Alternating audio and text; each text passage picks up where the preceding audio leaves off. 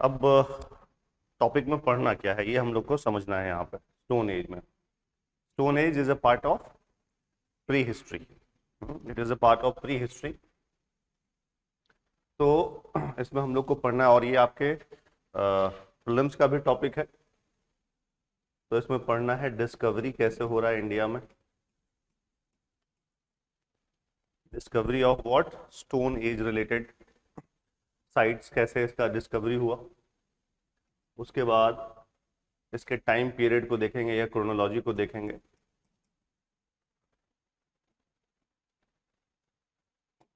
Chronology,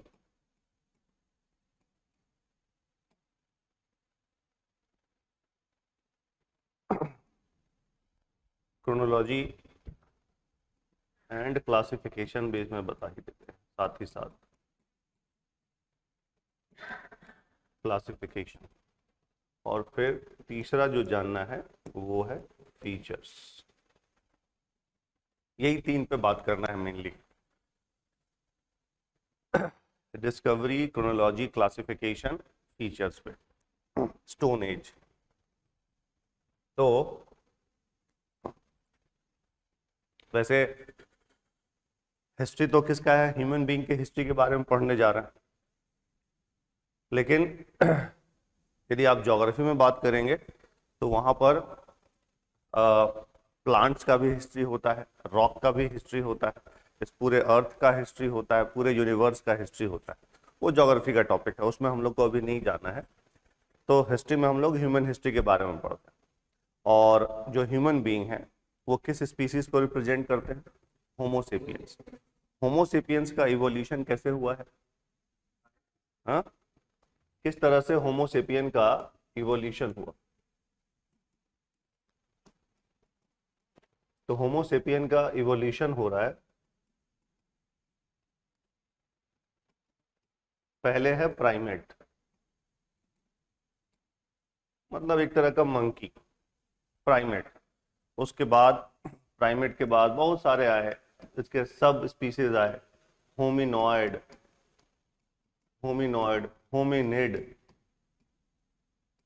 बहुत सारे, Australopithecus, होमो erectus.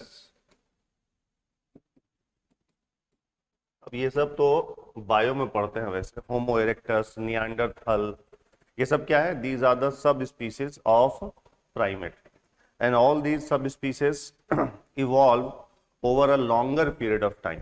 अचानक नहीं हुआ है, ग्रेजुअल इवोल्यूशन हुआ है इनका। तो ये तो टॉपिक हमारा वैसे है, बायो का टॉपिक है। यहाँ तो हम लोग को नहीं जानना होता है, लेकिन कुछ आपको यहाँ से कभी कभी प्रॉब्लम्स में ये पूछेगा होमो इरेक्टस वगैरह के बारे में, क्योंकि अभी मैं डिस्कवरी में बताऊंगा कि अच्छा ये होमो इरेक्टस का स्कल है, ये नियंडरथल का है, ये एप्स या ये प्राइमेट का है, तो आपके लिए थोड़ा नया लगेगा, लेकिन अब नहीं नया लगेगा। होमो इरेक्टस, उसके बाद फिर आया होमो सेपियन। इसके बीच में और भी बहुत सारे सब स्पीसीज हैं, उन सब के बारे में बात नहीं करना है, क्योंकि ये वाला आपको कभी कभी होमो इरेक्टस वाला पूछेगा, इसीलिए मैंने बताया। और प्राइमेट वाला कभी कभी पूछेगा, कब पूछेगा, कैसे पूछेगा, वो भी हम लोग बात करेंगे। ठीक ना? ये जान गए आप लोग। थोड़ा सा एक आइडिया आपको मिल गया। अब देखो डिस्कवरी पे बात करना है कि इंडिया में stone age related sites, stone age related tools का कैसे डिस्कवरी हो रहा है। तो डिस्कवरी क्या है? डिस्कवरी, तो discovery of stone age related sites and tools. 1856 में एक यूरोपियन है, ली मेसूरियर। ली मेसूरियर, इसने क्या किया? ली मेसूरियर ने सेंट्रल इंडिया में, there is a place in central India,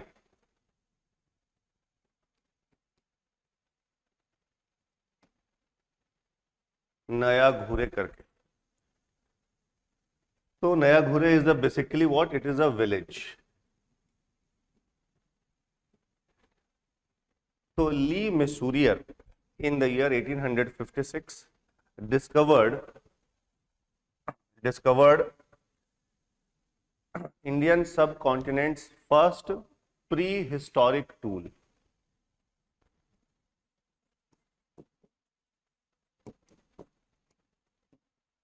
prehistoric tool. अब ये बहुत ही टफ क्वेश्चन है आपके एग्जाम के लिए, बहुत tough question. First discovery of what? Prehistoric tool. By whom? By Le Mesurier. लेकिन ये वाला जो क्वेश्चन टफ है, इसके आने के रेयर चांसेस होते हैं, बहुत टफ होता है। लेकिन अगला जो टॉपिक आपको जो फैक्ट बताऊंगा उस पे आपका क्वेश्चन रहता है हर एक एग्जाम में, और वो क्वेश्चन यदि रॉन्ग है इसका मतलब आप इजी क्वेश्चन रॉन्ग कर रहे हैं। इजी क्वेश्चन हम लोग को रॉन्ग नहीं करना है इस एग्जाम में। टफ क्वेश्चन सभी के लिए टफ होता है, लेकिन आपको मैंने कल भी बताया था कि आप इस क्लास में रहेंगे तो आपको टफ और इजी दोनों मिलता रहेगा, और मैं बताता भी रहूंगा कि देखिए ये इजी क्वेश्चन है, इसको रॉन्ग नहीं होना है। तो ये तो आपको मालूम चल गया है ना, ये लिख लिए होंगे थोड़ा, यस इतना ही बस लिख लेना था। चलिए 1856 Le Mesurier discovered what? India's first prehistoric tool, ये आपको पता चल गया। अब आते हैं 1863, ये वाला वेरी वेरी इंपॉर्टेंट है।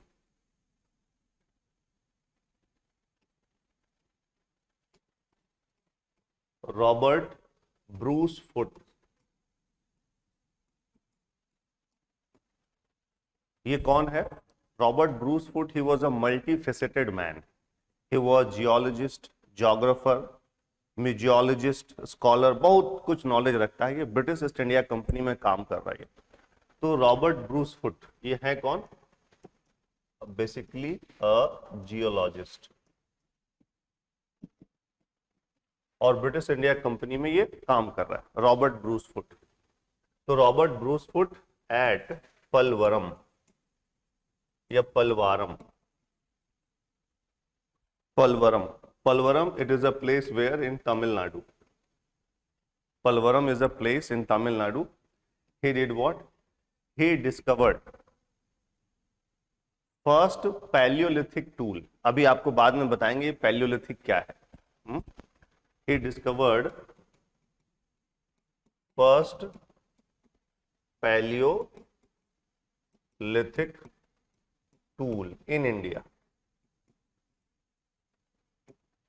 फर्स्ट पैलियोलिथिक टूल, थोड़ा सा पहले बता देता हूं कि स्टोन एज को हम लोग 3 पार्ट में बांटते हैं। ये आपको क्लासिफिकेशन मैं बताऊंगा आपको, पैलियोलिथिक, मेसोलिथिक और नियोलिथिक। क्यों ऐसा बांटे ये बाद में आपको पता चलेगा, मैं आपको उसका इमेज भी दिखा दूंगा तो आपको और क्लियर होगा क्या मामला है। तो फर्स्ट पैलियोलिथिक टूल को इसने डिस्कवर कर लिया, टूल मिल रहा है, एक स्टोन टूल है हैंड एक्स, वही इसको मिला है, ठीक ना, ये जान गए। ये very very important question. First prehistoric tool Le Mesurier, और यदि क्वेश्चन वहां रहा कि फर्स्ट पैलियोलिथिक टूल तो उसमें आएगा आपका रॉबर्ट ब्रूस फुट। कभी कभी ये भी क्वेश्चन रहता है कि he was in which profession, तो ही वॉज अ जियोलॉजिस्ट। समझ गए? चलो ये तो आपको पता चल गया। और पलवरम ये तमिलनाडु में है। उसके बाद 19th सेंचुरी में ही, in the second half of the 19th century, 19th and 20th century दोनों मैंने बता दिया, 19th एंड 20th सेंचुरी। अब ये जो बताने जा रहा हूं थोड़ा सा टफ क्वेश्चन है। एट शिवालिक हिल्स, सबको मालूम है शिवालिक हिल पार्ट ऑफ हिमालय है, the southern most range of the Himalaya, Shivalik outer Himalaya भी कहते हैं इसको। तो इन 19th and 20th century at Shivalik Hills, archaeologists discovered what? Discovered skeleton of skeletons, या फिर आप fossils में लिख सकते हैं skeletons और fossils of various apes या primate।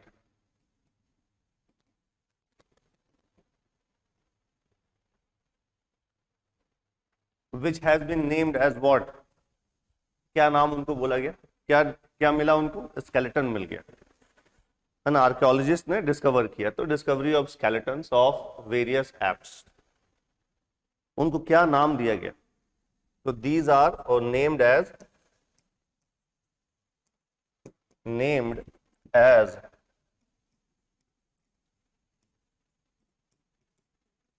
रामापिथेकस, शिवापिथेकस,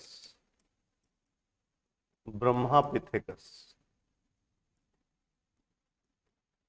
देखिए ये नाम दिया गया, ये वाला tough question. The skeleton of various apes discovered and named as Ramapithecus, Shivapithecus, Brahmapithecus, ये नाम दे दिया। ऐसा क्यों नाम दिया होगा, क्योंकि स्केलेटन थोड़े से क्या थे, बड़े थे, बड़े बड़े स्केलेटन है, इसलिए नाम दे दिया। गॉड के साथ इसको हम लोगों ने लिंक कर दिया। क्लियर?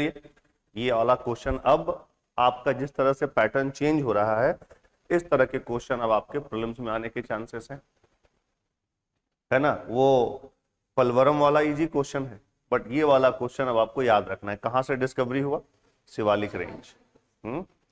कौन डिस्कवर किया, ये नहीं, क्योंकि इसमें there were so many archaeologists were associated, तो वो हम लोग को नहीं जानना है, ये भी आपको मालूम चल गया।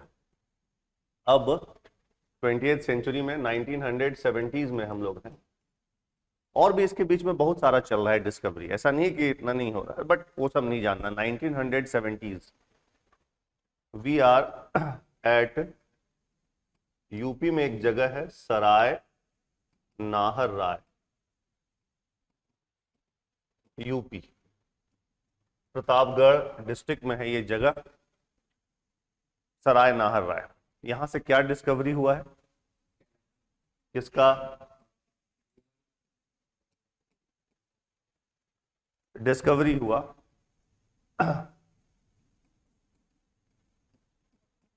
Fossil of homo sapien. Homo sapien related to Mesolithic period,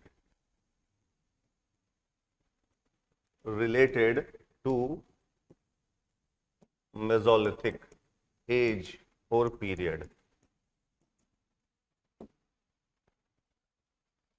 अभी मैंने आपको बताया कि दो स्टोन एज जो है उसको हम लोगों ने 3 पार्ट में क्लासिफाई किया था, पैलियोलिथिक, मेसोलिथिक और नियोलिथिक, 3 पार्ट में किया था। अभी कहीं पर भी मैंने आपको ये नहीं बताया कि पैलियोलिथिक एज में, पैलियोलिथिक पीरियड में इंडिया में होमोसेपियन का फॉसिल मिला, कहीं नहीं मिला अभी तक। लेकिन यानी इंडिया में होमोसेपियंस का जो भी अभी तक फॉसिल मिला है, till now all the fossils that are found or excavated or discovered in the Indian subcontinent, so fossil of Homo sapiens all are related with what, with Mesolithic or Neolithic, maybe Chalcolithic और Bronze Age। यानी Palaeolithic से कोई नहीं मिला, ये पहला है Mesolithic का, और ये फर्स्ट डिस्कवरी है किसका, होमो सेपियंस का इन द इंडियन सबकॉन्टिनेंट। ये जान गए आप लोग। चलो अब आइए 1982 के आसपास है, 1982 we are at Hathnora, Narmada valley, MP,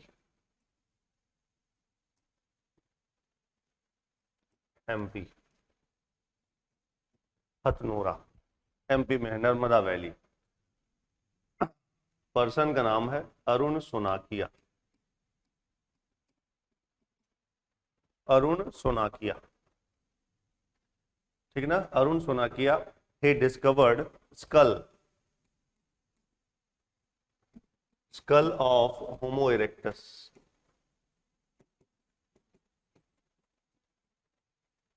Homo erectus।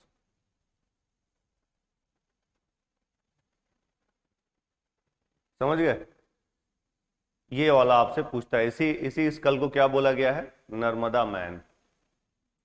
This school, जो स्कल मिला है, अब क्यों वो मैंने पहले बताया होमोसेपियन, होमो इरेक्टस, वो समझ में आ रहा होगा, अब आप लिंक कर पा रहे होंगे।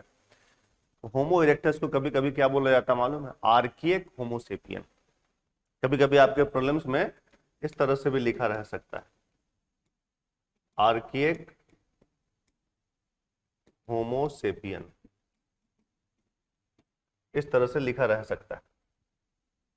यानी जस्ट होमोसेपियन के पहले जो स्पीसीज था India, outside India, all over the world में, उसका नाम था होमो इरेक्टस। इरेक्टस का मतलब ही होता है स्ट्रेट। तो ये पहला ऐप था या प्राइमेट था जो कि स्ट्रेट होकर चलता था, इसलिए नाम हो गया होमो इरेक्टस। और होमो मतलब ह्यूमंस के जैसा, समझ गए? तो इसका स्कल मिला है हथनोरा से, जान गए?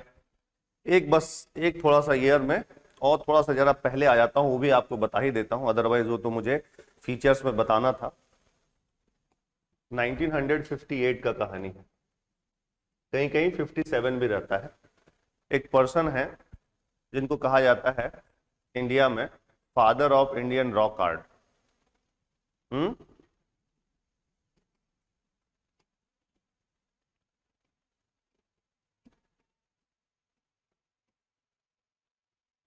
ये क्या कर रहे हैं, ये ट्रेन में जर्नी कर रहे हैं, भोपाल स्टेशन से पहले ही 60 किलोमीटर पहले ही इनके लेफ्ट हैंड साइड में एक हिल दिखता है, विंध्यन हिल्स, और उसमें कुछ बड़े बड़े स्टोन्स देखने को मिल रहा हो। उनको लगा यार ये जो स्टोन्स है बड़े पुराने हैं। भोपाल स्टेशन पे उतरते हैं, कैब हायर करते हैं और पहुंच जाते हैं वहां, और उसके बाद वहां वो सर्च करना स्टार्ट करते हैं। डिस्कवरी रिसर्च वर्क स्टार्ट हो गया वहां, और वो डिस्कवरी हो रहा है किसका? भीमबेटका केव्स का, समझ गए? और भीमबेटका केव्स आपका स्टोन एज साइट है, यानी वहां पैलियोलिथिक, मेसोलिथिक और नियोलिथिक सभी के एविडेंस मिले हैं वहां पर। तो ये कभी कभी आपको क्वेश्चन आता है, और क्यों आता है? क्योंकि ये जो भीमबेटका है ये यूनेस्को का वर्ल्ड हेरिटेज साइट है, वेरी वेरी इंपॉर्टेंट। और इंडिया में यदि रॉक पेंटिंग मिला है सबसे ज्यादा तो भीमबेटका केव्स में ही मिला है। ये बाद में अभी बताएंगे भी, फीचर्स में आपको आएगा ही आएगा। तो Vishnu Wakankar he discovered Bhimbetka caves where Vindhyan range MP near Bhopal. Vishnu Wakankar. थोड़ा सा आपको डिस्कवरी के बारे में मालूम चल गया कि चलो ऐसे ऐसे कुछ डिस्कवरी हुए हैं, स्टोन एज रिलेटेड साइट्स और टूल्स, ये आपको मालूम चल गया। और इसमें से जो इजी और टफ क्वेश्चन है, जैसे ये जो है ये इजी क्वेश्चन, विष्णु वाकनकर, यदि कभी कभी जो आएगा कि who is called the father of Indian rock art, वो टफ हो जाएगा। विष्णु वाकनकर को बोलते हैं father of Indian rock art. और किसको बोलेंगे father of Indian pre history? Robert Bruce foot, समझ गए? वो father of Indian pre history हैं रॉबर्ट ब्रूस फुट, और ये हैं father of Indian rock art. Clear? ये जान गए? चलो, ये इस तरह के क्वेश्चन रहते हैं और रहना भी चाहिए। तो थोड़ा डिस्कवरी के बारे में पता चल गया। अब आइए क्रोनोलॉजी और क्लासिफिकेशन के बारे में बात कर ले। तो क्लासिफिकेशन,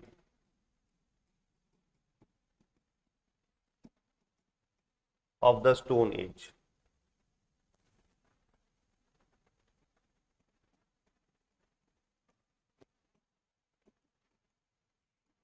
पैलियोलिथिक, इस तरह से भी कभी कभी आप लिख सकते हैं, ये भी चल जाता है, इस तरह से भी लिखा जाता है पैलियोलिथिक, दोनों में से कोई भी आप लिख सकते हैं। पैलियोलिथिक, फिर Mesolithic,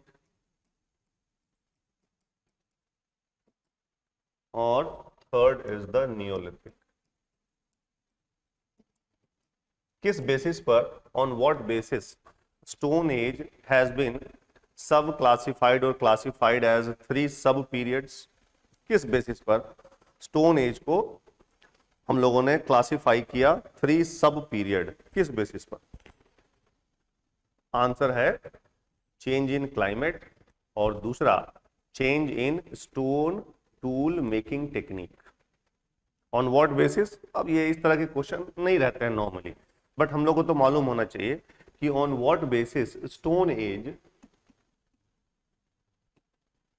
has been classified into 3 sub periods. तो आंसर है climate change and number 2 change in stone tool making technique.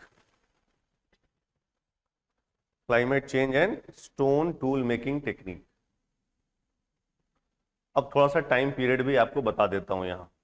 अब वो नॉर्मली याद नहीं रखना है, ओनली फॉर रेफरेंस, रेफरेंस के लिए है, ये डेट याद रखने का जरूरत नहीं है। देखिए हिस्ट्री में खास करके जो एंशियंट हिस्ट्री, इसमें रिसर्च होता रहता है, नए नए फैक्ट आते रहते हैं।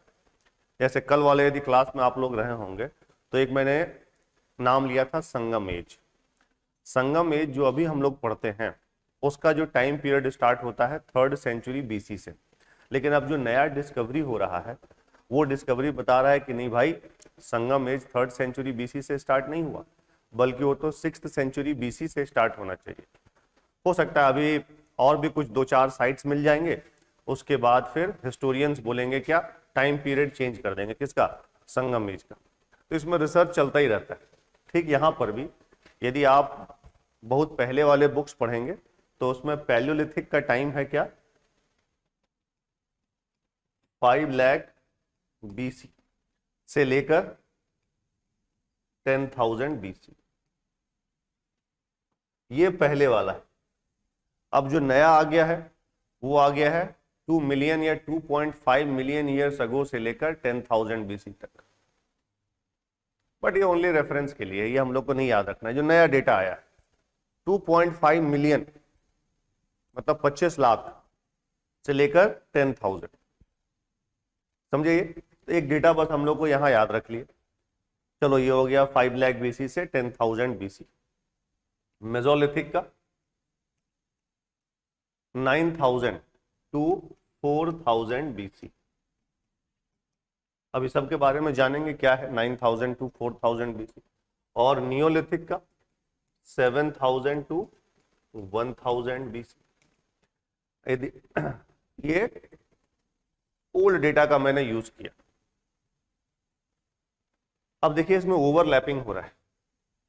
नॉर्मली हम लोग को होना चाहिए था कि अच्छा यार 4,000 के बाद आता यहां तो चल जाता, लेकिन तो ओवरलैपिंग है।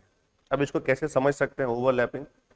हम लोग अभी मोबाइल एज में है, मोबाइल टेक्नोलॉजी है, 4G आ चुका है, 5G आ चुका है। क्या इंडिया में सभी जगह 5G आ गया है? सभी जगह 4G आया है? सभी जगह नहीं आया। कुछ जगह पर तो मोबाइल भी नहीं काम करता है।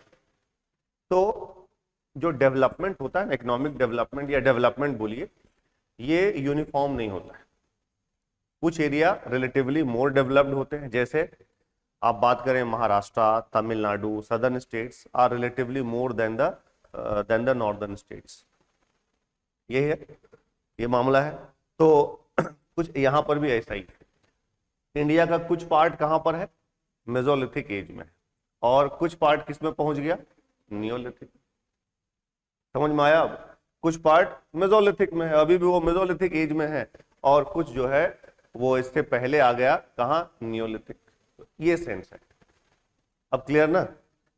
ऐसे आप नहीं समझ सकते हैं कि जैसे मान लो एक इंडिया का अर्लीस्ट नियोलिथिक साइट कौन सा है, बता सकते हैं। Earliest neolithic site of the Indian subcontinent, Mehrgarh. हाँ चल सकता है मेहरगढ़, लेकिन अब उससे भी एक और नया आ गया है, लहुरा देव। ठीक है, उससे भी नया है, लहुरा देव आ चुका है। अभी बताएंगे आपको उसके बारे में।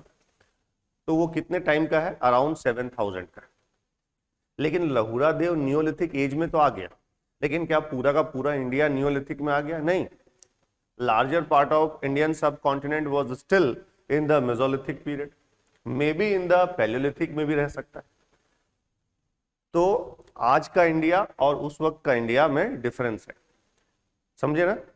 तो इसीलिए ये हो रहा है आपका ओवरलैपिंग। तो इसमें इन सब चीजों से डरना नहीं है। वैसे भी ये टाइम पीरियड वगैरह नहीं पूछता है आपको, only for reference.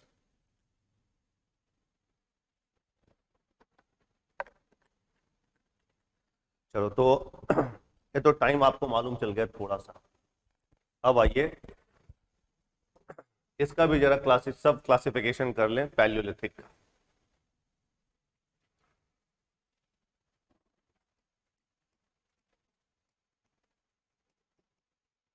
Palaeolithic as का, तो on the basis of change in stone making tool,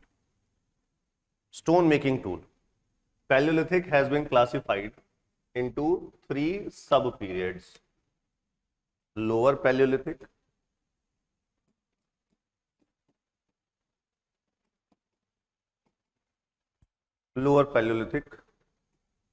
Middle Paleolithic, and then the Upper Paleolithic. Lower, Middle and Upper. इसका टाइम है 5 लाख to 50,000 BC। जो नया टाइम आ चुका है मालूम क्या है? 2.5 मिलियन से लेकर 1 लाख BC, जो नया है पैलियोलिथिक का। 2.5 million BC to 1 lakh BC नया वाला है। मिडिल पैलियोलिथिक का 50,000 टू 40,000 BC। नया वाला लिखना है तो 1 लाख टू 40,000। और अपर का 40,000 टू 10,000 BC, या BCE भी लिख सकते हैं, बिफोर कॉमन एरा भी लिख सकते हैं। ये आपको मालूम चल गया कि अच्छा इस तरह से इसका भी क्लासिफिकेशन हो गया। यहां तक समझ में आ गया आप लोग? अब जरा मैं कुछ जरा देखूं, इमेज आपको पहले दिखाऊं तो और अच्छे से आपको समझ में आ जाएगा। चलो पहले ये आपको बता देता हूं, उसके बाद फिर दूसरे इमेज भी देखना है। ये आपको दिख रहा है, अभी मैं टर्म यूज करूंगा कोर टूल और फ्लेक टूल। ये 2 टर्म यूज होने वाला है, कोर और फ्लेक। क्या होता है कोर? तो आपको टूल बनाना है, स्टोन का टूल बनाना है, तो आपने एक हाथ में जिसका टूल बनाना है उसको इस हाथ में रखा और दूसरे हाथ से दूसरा स्टोन लिया और उस पर स्ट्राइक करना स्टार्ट कर दिया, है ना। द रिमूव्ड पोर्शन, जो इस पत्थर से जो पोर्शन अलग हो रहा है, the removed portion of the stone is called flake and the remaining portion is called core. जो आपके हाथ में रह गया वो कोर हो गया और जो टुकड़ा अलग हो गया that is called the flake. तो कोर टूल्स और फ्लेक टूल्स, कैसे टूल्स बन रहा है समझ में आ रहा होगा अब आपको। जरूरी नहीं कि हाथ में रखा जाए, उसको किसी में फिक्स भी कर सकते हैं, मिट्टी पे भी रखकर आप उस पर स्ट्राइक कर सकते हैं। जो पोर्शन अलग हट रहा है उसको बोला जाएगा फ्लेक, और जो पोर्शन बच गया that will be called the core tools. ठीक है, यहाँ पर वैसा ही लिखा है। देखिए जो हट रहा है टुकड़ा वो फ्लेक है और जो हाथ में बच गया वो है कोर। अब ये सब और बताएंगे आपको। मैंने दूसरे में काम किया है ना, दूसरे वाले में। अच्छा ये बेंच मार्क है तभी। यस, तो ये तो आपको यहां मालूम चल गया। अब आइए स्टार्ट करते हैं। पैलियोलिथिक में सबसे पहला है आपका लोअर पैलियोलिथिक।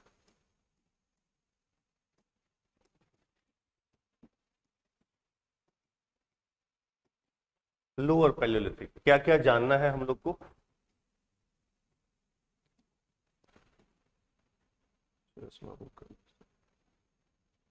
लोअर पैलियोलिथिक क्या जानना है इसमें?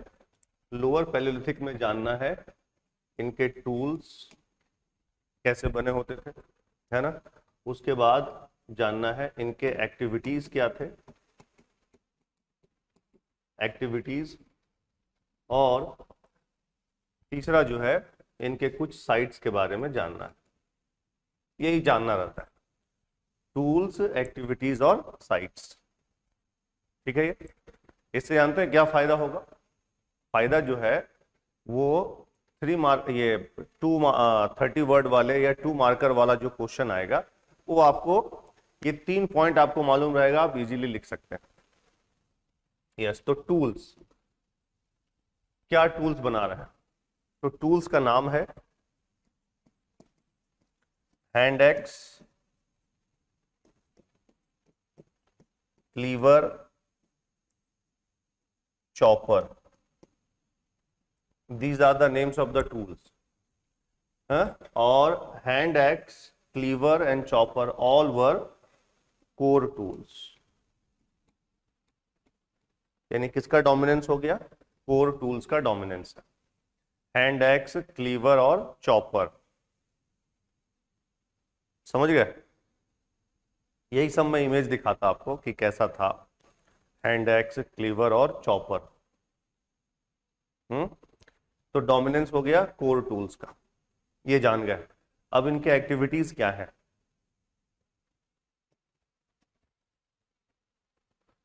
तो इनका जो एक्टिविटीज है ये है फूड गैदर या फूड गैदरिंग, और दूसरा हंटिंग। यही इनके एक्टिविटीज है, फूड गैदरिंग और हंटिंग। बस यही दो काम है इनका। तो ये एक जगह से दूसरे जगह मूव करते हैं, keep moving from one place to another place in search of food. हमेशा, इसलिए एक जगह रहते ही नहीं, मूव करते रहते हैं। और इसी मूवमेंट के कारण तो इनका क्या हुआ? एक्सपेंशन हुआ। नॉर्थ अमेरिका चले गए, सदर्न पार्ट ऑफ अमेरिका चले गए। कैसे गए होंगे नॉर्थ अमेरिका? इसके लिए आपको थोड़ा सा ज्योग्राफी का नॉलेज होना चाहिए। बेरिंग स्ट्रेट, बेरिंग स्ट्रेट किसको कनेक्ट करता है? नॉर्थ अमेरिका और एशिया को। ये आप लोग को ज्योग्राफी में मालूम चलेगा। नॉर्थ अमेरिका और एशिया या यूरेशिया को कनेक्ट करता है बेरिंग स्ट्रेट। तो आज से million and million years before, million and million years before, वो जो बेरिंग स्ट्रेट है वहां पर क्या था? वहां था आइस। आइस का ब्रिज है, समझिए। तो ये जो प्राइमेट्स हैं ये कैसे चले गए एशिया से नॉर्थ की ओर या नॉर्थ अमेरिका? उसी आइस के ब्रिज से। अलग अलग थ्योरी है कि होमोसेपियंस का इवोल्यूशन हुआ कहाँ। तो जो मोस्ट ऑफ द स्कॉलर्स वो बिलीव करते हैं इनका इवोल्यूशन हुआ है सबसे पहले अफ्रीका में। अब उस पर एक अलग अलग दूसरा थ्योरी भी है कि नहीं, केवल अफ्रीका में नहीं हुआ है, अफ्रीका में अलग हुआ, एशिया में अलग हुआ, यूरोप में अलग हुआ, ऐसे करके। हम लोग उस थ्योरी में नहीं जाना है क्योंकि वो सब बायो में, एंथ्रो में पढ़ते हैं। लेकिन जो डोमिनेंट स्कॉलर हैं, प्रोमिनेंट स्कॉलर हैं, वो बिलीव करते हैं कि होमोसेपियन सबसे पहले आया कहाँ? अफ्रीका में। और कब आया होगा? आया होगा अराउंड 2 लाख ईयर्स बिफोर। अब जो नया आ गया, इसमें भी नया रिसर्च हो गया, तो between 5 lakh to 2 lakh years before एक नया थ्योरी आ गया इसमें। पहले 2 लाख साल पहले ये मानते थे। ये कहां पर आया? अफ्रीका में। उसके बाद फिर एशिया में कब आया? वही जो प्रोमिनेंट स्कॉलर क्या मानते हैं कि first of all homo sapiens evolve where? In Africa. उसके बाद फिर ये कहां पहुंचा भाई? एशिया और यूरोप में। तो एशिया में कब पहुंचा? तो उनका मानना है कि अराउंड 40,000 ईयर्स बिफोर। इस तरह का बात करते हैं हम। तो खैर उस पर हम लोग बात तो करेंगे। तो फूड गैदरिंग और हंटिंग यही इनका काम है। अब इनके कुछ साइट्स का नाम जानना है। तो बहुत सारा साइट्स तो आप लोग नाम जान ही चुके हैं, लेकिन और भी हम लोग साइट्स देखेंगे यहाँ।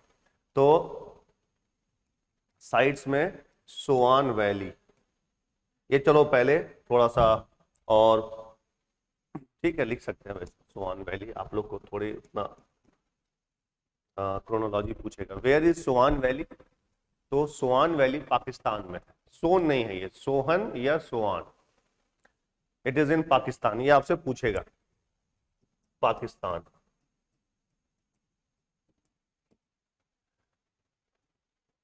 और यहां पर किस टूल्स का डोमिनेंस था? तो जो टूल्स मिले हैं वो है चॉपर मिले, चॉपर। इसलिए कभी कभी इसको चॉपिंग चॉपर कल्चर कह देते हैं। तो कौन सा टूल्स का डोमिनेंस है? Dominance of chopper tools. Soan valley का नाम पता चल गया। और देखते हैं क्या क्या है भाई। और आपको मालूम ही है और नहीं, इसके पहले और बता देता हूं। इसके पहले हम लोग बात करते हैं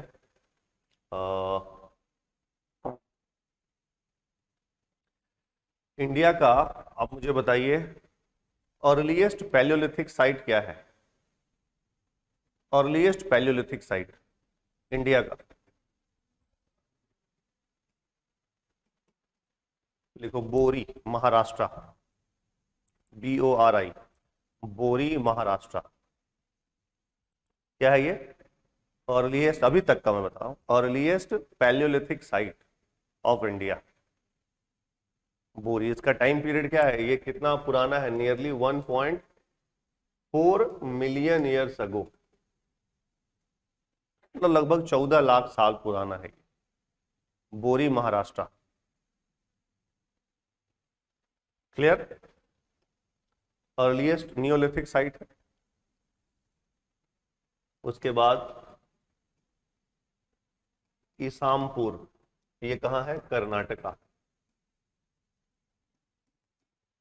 ये तो नॉर्मली बुक्स में नहीं रहता है ईसामपुर। वैसे यहाँ प्राइमेट का टूथ इनामेल मिला है, मतलब दांत या जबड़ा भी बोल सकते हैं, मिला है उसको। अब वो नहीं आपको पूछता, ईसामपुर कर्नाटका, टूथ इनामेल मिला है यहां से। इसके बाद अभी हथनोरा आपको पता ही चल गया, हथनोरा MP में। वहीं MP में भीमबेटका, बाद में और बात करेंगे। Bhimbetka Vindhyan range MP। बेलन वैली,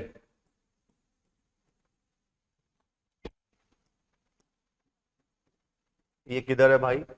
बेलन वैली यूपी में है बेलन वैली। ये कितनी बार क्वेश्चन आ चुका है। अभी जो नहीं आया है वो वाला भी आपको बता देता हूं, वेरी वेरी, अब थोड़ा सा ये टफ क्वेश्चन हो जाएगा। हिरन वैली, ये कहाँ है? G फॉर गुजरात, हिरन वैली गुजरात। क्लियर ना? ये आपके लिए अब टफ। अच्छा, यहाँ आप लोगों को ना पहले दिमाग में सेट करना होता है कि यार कैसा क्वेश्चन आ सकता है भाई प्रीलिम्स में।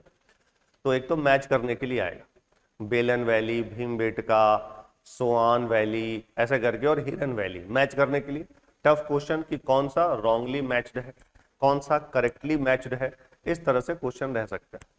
तो आपको इजी और टफ दोनों के लिए तैयार रहना है। जैसे भीमबेटका, बेलन, ये सब इजी हो गया, हथनौरा इजी हो गया।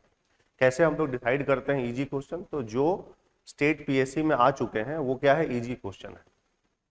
समझ गए ना? तो अब जैसे ये ईसामपुर है, ईसामपुर बहुत टफ हो जाएगा। हिरन वैली वेरी वेरी टफ। अच्छा, और क्या है भाई? और आपको मालूम है पलवारम या पलवरम,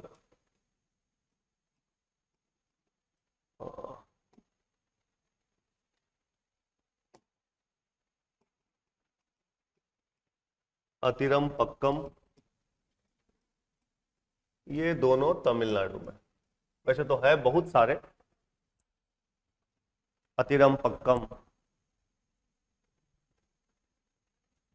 राजस्थान वगैरह में भी बहुत सारे साइट्स हैं, आंध्रा में भी साइट्स हैं, लेकिन इतना हम लोग को जान लेना था, ये जान गए। अब आप बाद में भीमबेटका के बारे में अलग से बताऊंगा।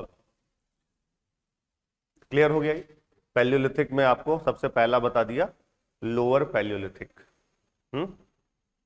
अब आते हैं मिडिल पैलियोलिथिक। अच्छा सॉरी, एक और टफ क्वेश्चन बता देता हूं लोअर पैलियोलिथिक में, टफ।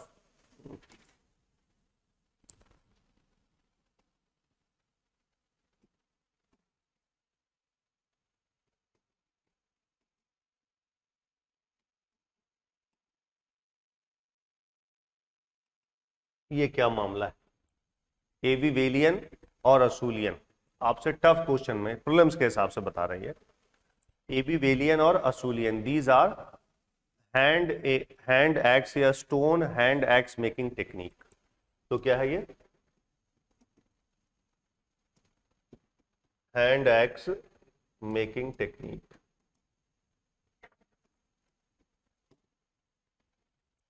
एविवेलियन पहला है और असूलियन बाद में आया। तो रफ हैंड एक्स जो है वो है एविवेलियन, और थोड़ा सा रिफाइंड हैंड एक्स जो है वो है असूलियन। अब ये टफ क्वेश्चन हो जाएगा। ये जगह का नाम है बेसिकली, यूरोप में जगह है, तो सबसे पहला हैंड एक्स वहां पर मिला, तो उसका नाम ही हो गया क्या, एवी वेलियन। क्लियर नहीं है, तो हैंड एक्स मेकिंग टेक्निक, तो ये टर्म आपके प्रीलिम्स के लिए इंपॉर्टेंट हो गया। अब हम लोग आ गए मिडिल पैलियोलिथिक।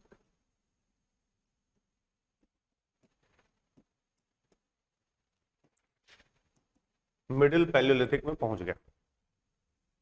फिर से वैसे ही जानना है कौन सा टूल्स, इनके एक्टिविटीज क्या है, और फिर इनके साइट्स क्या है। दो चार साइट्स जान लेना है ना। तो मिडिल और टाइम पीरियड तो पता ही है सबको, पुराना वाला भी आप यूज कर सकते हैं 50,000 टू 40,000, और यदि नया वाला यूज करना है तो 1 लाख टू 40,000 BC। अब इसमें पहला है टूल्स, तो किस टूल्स का अब ये डोमिनेंस हो रहा है, तो आंसर है, डोमिनेंस है आपका flake tools. Flake tools like blade,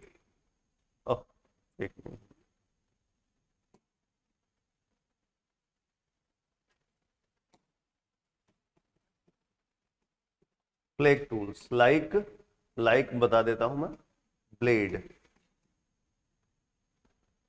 एक एग्जांपल हो गया फ्लेक टूल्स का। आपको तो एग्जाम में बस यही पूछेगा कि फ्लेक टूल्स, उसका टाइप भी नहीं पूछता है। क्लियर। अच्छा, अब फ्लेक टूल्स के भी दो टेक्नोलॉजी है, ये भी बहुत टफ क्वेश्चन हो जाएगा। उसमें से एक टेक्नोलॉजी का तो नाम आपको याद रखना है। एक टेक्नोलॉजी है फ्लेक टूल्स मेकिंग टेक्नोलॉजी में, लवाल लोई टेक्नोलॉजी और टेक्निक।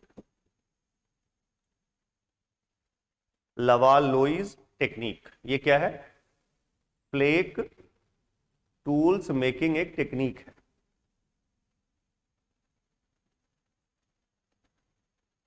ये सब टफ क्वेश्चन। प्रीलिम्स का भी रिजल्ट आया, मेंस का फाइनल रिजल्ट भी आया, तो प्रीलिम्स का जो कट ऑफ है वो कितना है बता सकते हैं? हाँ, इस बार जो अभी रिजल्ट आया, नहीं 100 तो नहीं है यार, शायद किसी ने, मैंने देखा नहीं, किसी ने कहा 87 या 90।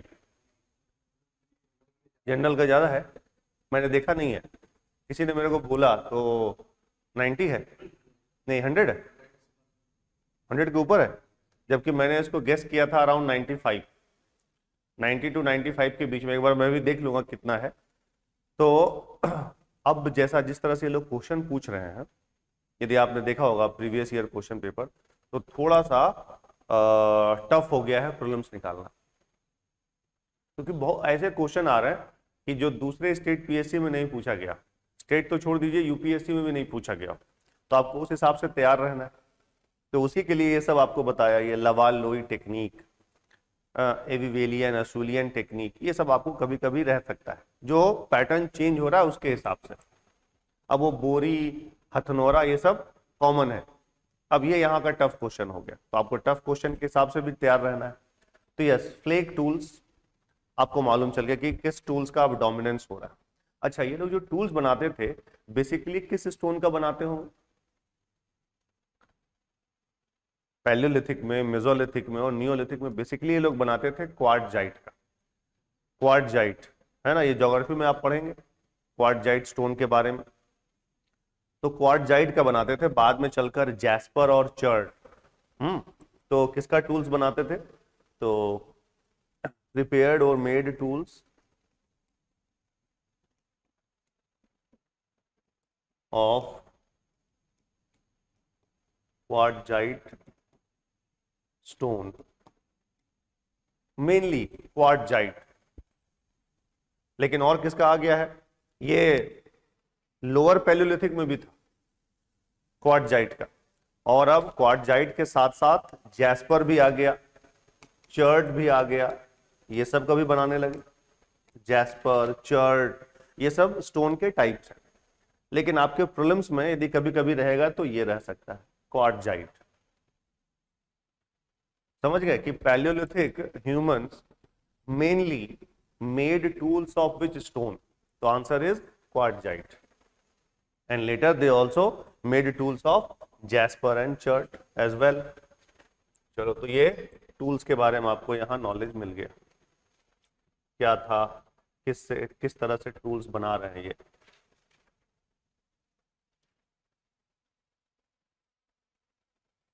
चलो, अब देखते हैं इनके एक्टिविटीज क्या है। इनका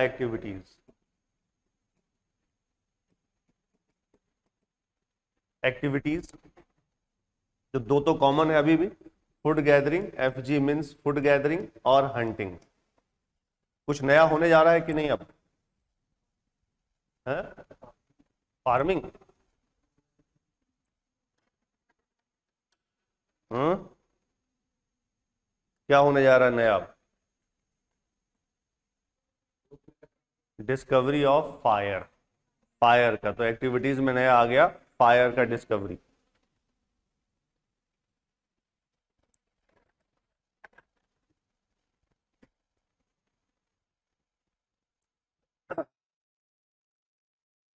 तो डिस्कवरी ऑफ फायर एक नया आ गया मिडिल पैलियोलिथिक में। क्लियर? चलिए, अब साइट्स में we have so many sites, लेकिन एक साइट्स आपको नाम यहां याद रखना है, and that is Nevasa. Nevasa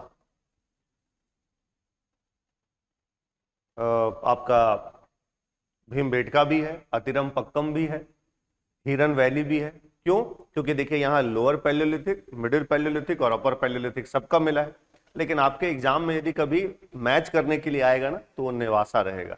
Nevasa has been declared as a prototype site of middle paleolithic by an archaeologist HD Sankalia.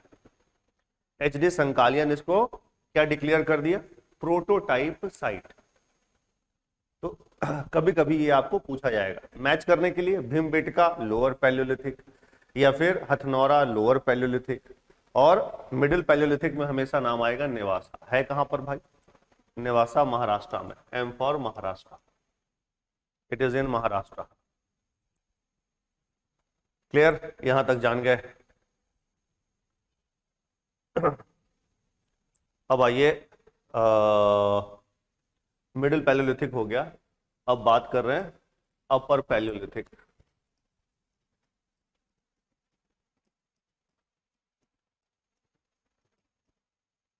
Upper Palaeolithic, तो यहां पर किस टूल्स का डोमिनेंस है? अब तो ज्यादातर फ्लेक टूल्स ही बनेंगे, लेकिन एक एक यहां का स्पेशल टूल्स है जिसका नाम याद रखना है आपको, और वो था ब्यूरिन या ब्यूरिन्स। ये कैसा होता था ब्यूरिन्स? स्क्रू ड्राइवर जैसा, जो मॉडर्न स्क्रू ड्राइवर है कुछ इस तरह का, कुछ ऐसा होता था ब्यूरिन्स, स्क्रू ड्राइवर के जैसा होता था। समझ गए? तो ब्यूरिन्स किसका पार्ट हो गया? अपर पैलियोलिथिक का। टूल्स में बता दिया आपको। और ये है क्या? ब्यूरिन्स क्या है? Flake tools. तो देखो, अब आपको मैच करने के लिए रहेगा hand axe lower paleolithic, flake या ब्लेड अपर मिडिल पैलियोलिथिक, और फिर ब्यूरिन्स अपर पैलियोलिथिक। अभी फिर उसके बाद मेसोलिथिक वाला भी बताऊंगा, माइक्रोलिथ, वो आपको मैच करने के लिए रह सकता है। करेक्टली मैच्ड, इनकरेक्टली मैच्ड, तो इस तरह का आपको क्वेश्चन बन सकता है। तो टूल्स में आपको मैंने बता दिया। वैसे डोमिनेंस अब क्या रहेगा? हमेशा फ्लेक टूल्स का रहेगा, क्योंकि वो जो कोर टूल्स होता है ना, वो थोड़ा हेवी होता है, और कोर जो है वो लाइट वेट होता है। तो ये आपको मालूम चल गया टूल्स का। अब इनके एक्टिविटीज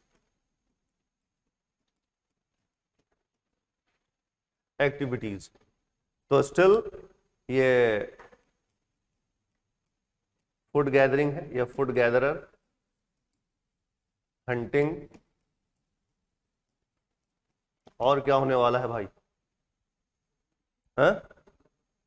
यूज ऑफ फायर तो हो ही रहा, वो तो पहले ही चल रहा है।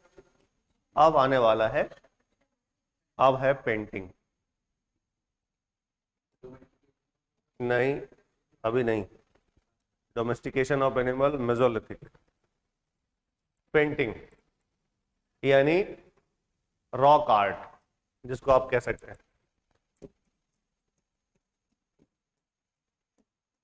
क्योंकि पेंटिंग तो मैंने सिंपल बोल दिया। रॉक आर्ट में आपने कुछ इमेज को भी ड्रॉ कर लिया विदाउट कलर, वो भी रॉक आर्ट है। कुछ चीजों को इनग्रेव कर रहे हैं, वो भी रॉक आर्ट है। समझ गए? अच्छा, कुछ जो आर्ट मिल रहे हैं ना, वो क्या है? वो मोबाइल भी है। अभी वो बताएंगे क्या मोबाइल मतलब। मूवेबल, ये तो इमूवेबल है ना। ये टर्म मैंने यूज किया आर्ट, ये क्या है भाई? आर्ट। इसको पहले डिफाइन कीजिए, क्योंकि यहां तो मैंने लिख दिया रॉक आर्ट। तो रॉक तो समझ रहे हैं कि चलो पत्थर पे कुछ भी ये बना रहे हैं, डिजाइन बना रहे हैं, ज्योमेट्रिकल डिजाइन बना रहे हैं, उस डिजाइन को कलर कर रहे हैं, वो सब आ गया रॉक आर्ट में। लेकिन ये आर्ट क्या है? एक्सप्रेशन। और थोड़ा सा प्रिसाइजली डिफाइन कीजिए आर्ट। बड़ा सिंपल। शाहरुख खान अपने आप को आर्टिस्ट कहते हैं वो आर्टिस्ट? हाँ, क्रिएटिविटी। तो art is what? It is the depiction of humans creativity mainly in visual form. समझ गए? Depiction of humans creativity mainly in visual form. लेकिन वो जो क्रिएटिविटी है, the creativity must have aesthetic sense, मतलब must have beauty. जैसे मैंने भी बोला कि यार देखिए ये मेरा आर्ट, इसमें तो कुछ नहीं है, कोई ब्यूटी नहीं है, इसमें कोई एस्थेटिक सेंस नहीं है। तो ह्यूमन का क्रिएटिविटी ही आर्ट है, लेकिन किस फॉर्म में होना चाहिए? मेनली विजुअल फॉर्म, जैसे dance, drama, music, painting, an architecture, sculpture, even what literature is also an art. Clear? तो ये आर्ट है। आर्ट का डेफिनेशन आपको मालूम चल गया। तो नया चीज क्या आ गया है? पेंटिंग या रॉक आर्ट। ऐसा क्यों बोले? इससे पहले रहा होगा, इससे हम लोग ये डिनाई नहीं कर सकते, रहा होगा, लेकिन हमारे पास एविडेंस नहीं है। और कल का क्लास में बताया कि history is based on evidence. जब एविडेंस मिलेगा भाई तभी हम लोग बोल सकते हैं। तो earliest evidence of rock art in India, earliest evidence of rock painting in India, वो कहां से हो रहा है? अपर पैलियोलिथिक। और वैसे भी earliest evidence of rock painting में नाम आता है भीमबेटका का। समझ गए ना? भीमबेटका केव्स का नाम आता है earliest evidence of rock painting in India. तो एक्टिविटीज आपको मालूम चल गया कि यार इनके एक्टिविटीज क्या थे। अब इनके साइट्स का नाम जानना है।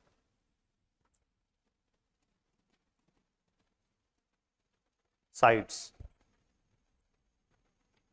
तो कुछ तो कॉमन साइट्स है। Bhimbetka,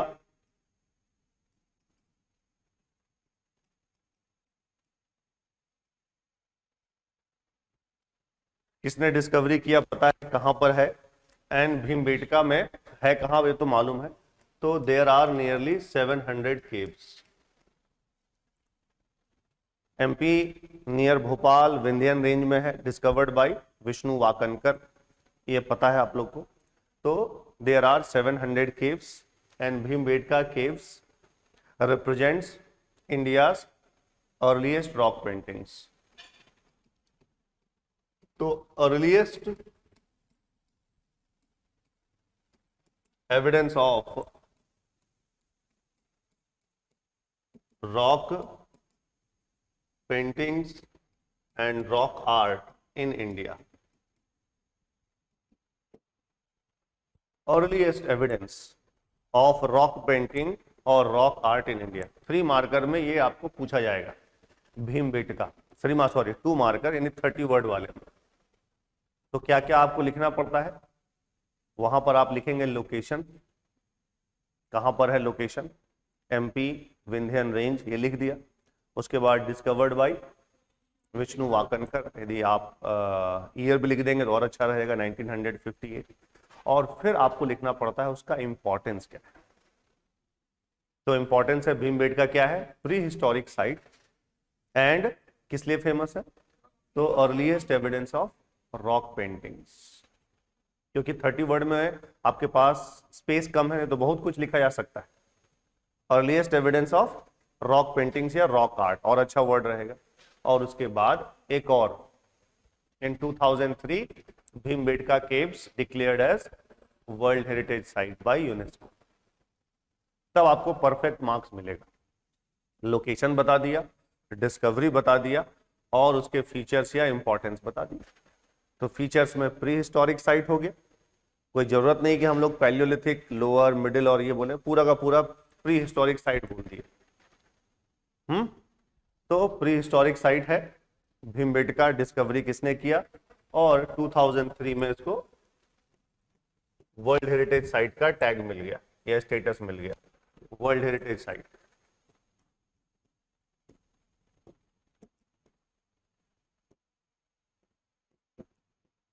by UNESCO. ठीक, जान गए ये अब।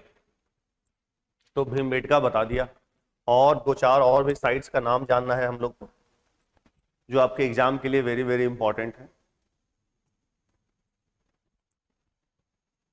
फिर है, वैसे तो आदमगढ़ भी है लेकिन अभी नहीं जानना है, पटने। ये कहाँ है? महाराष्ट्र। महाराष्ट्र। यहां से क्या मिला है? तो यहां से मिला है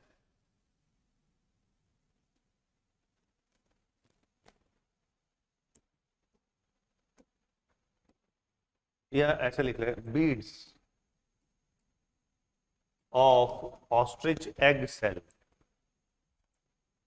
शुतुरमुर्ग पक्षी का जो अंडा होता है, और बीड्स क्या होता है?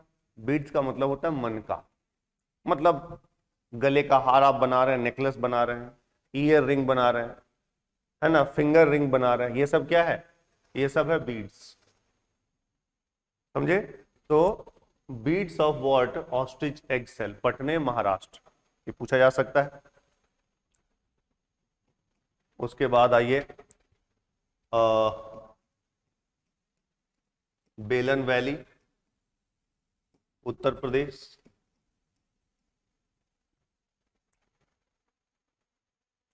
बेलन वैली उत्तर प्रदेश, इसी का एक पार्ट है बेलन वैली का, लोहदा नाला। लोहदा नाला, यहां से क्या मिला है?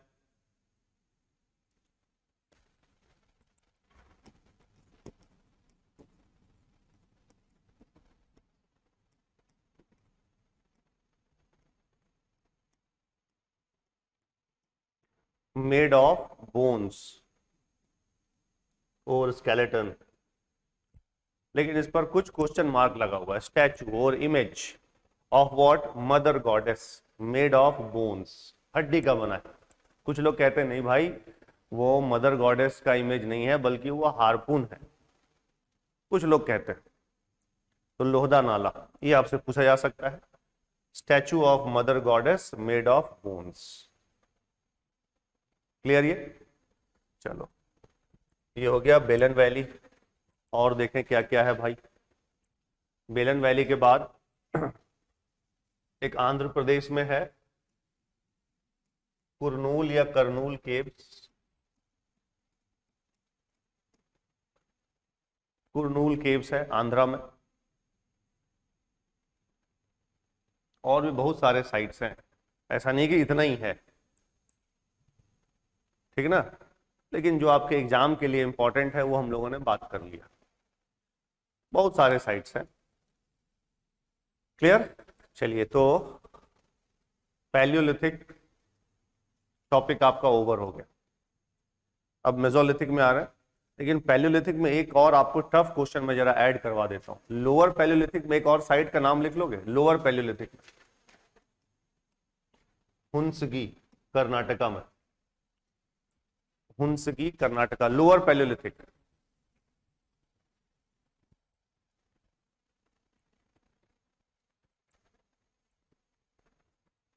आज ही इतना सारा फैक्ट आ गया, आगे चलकर क्या होगा?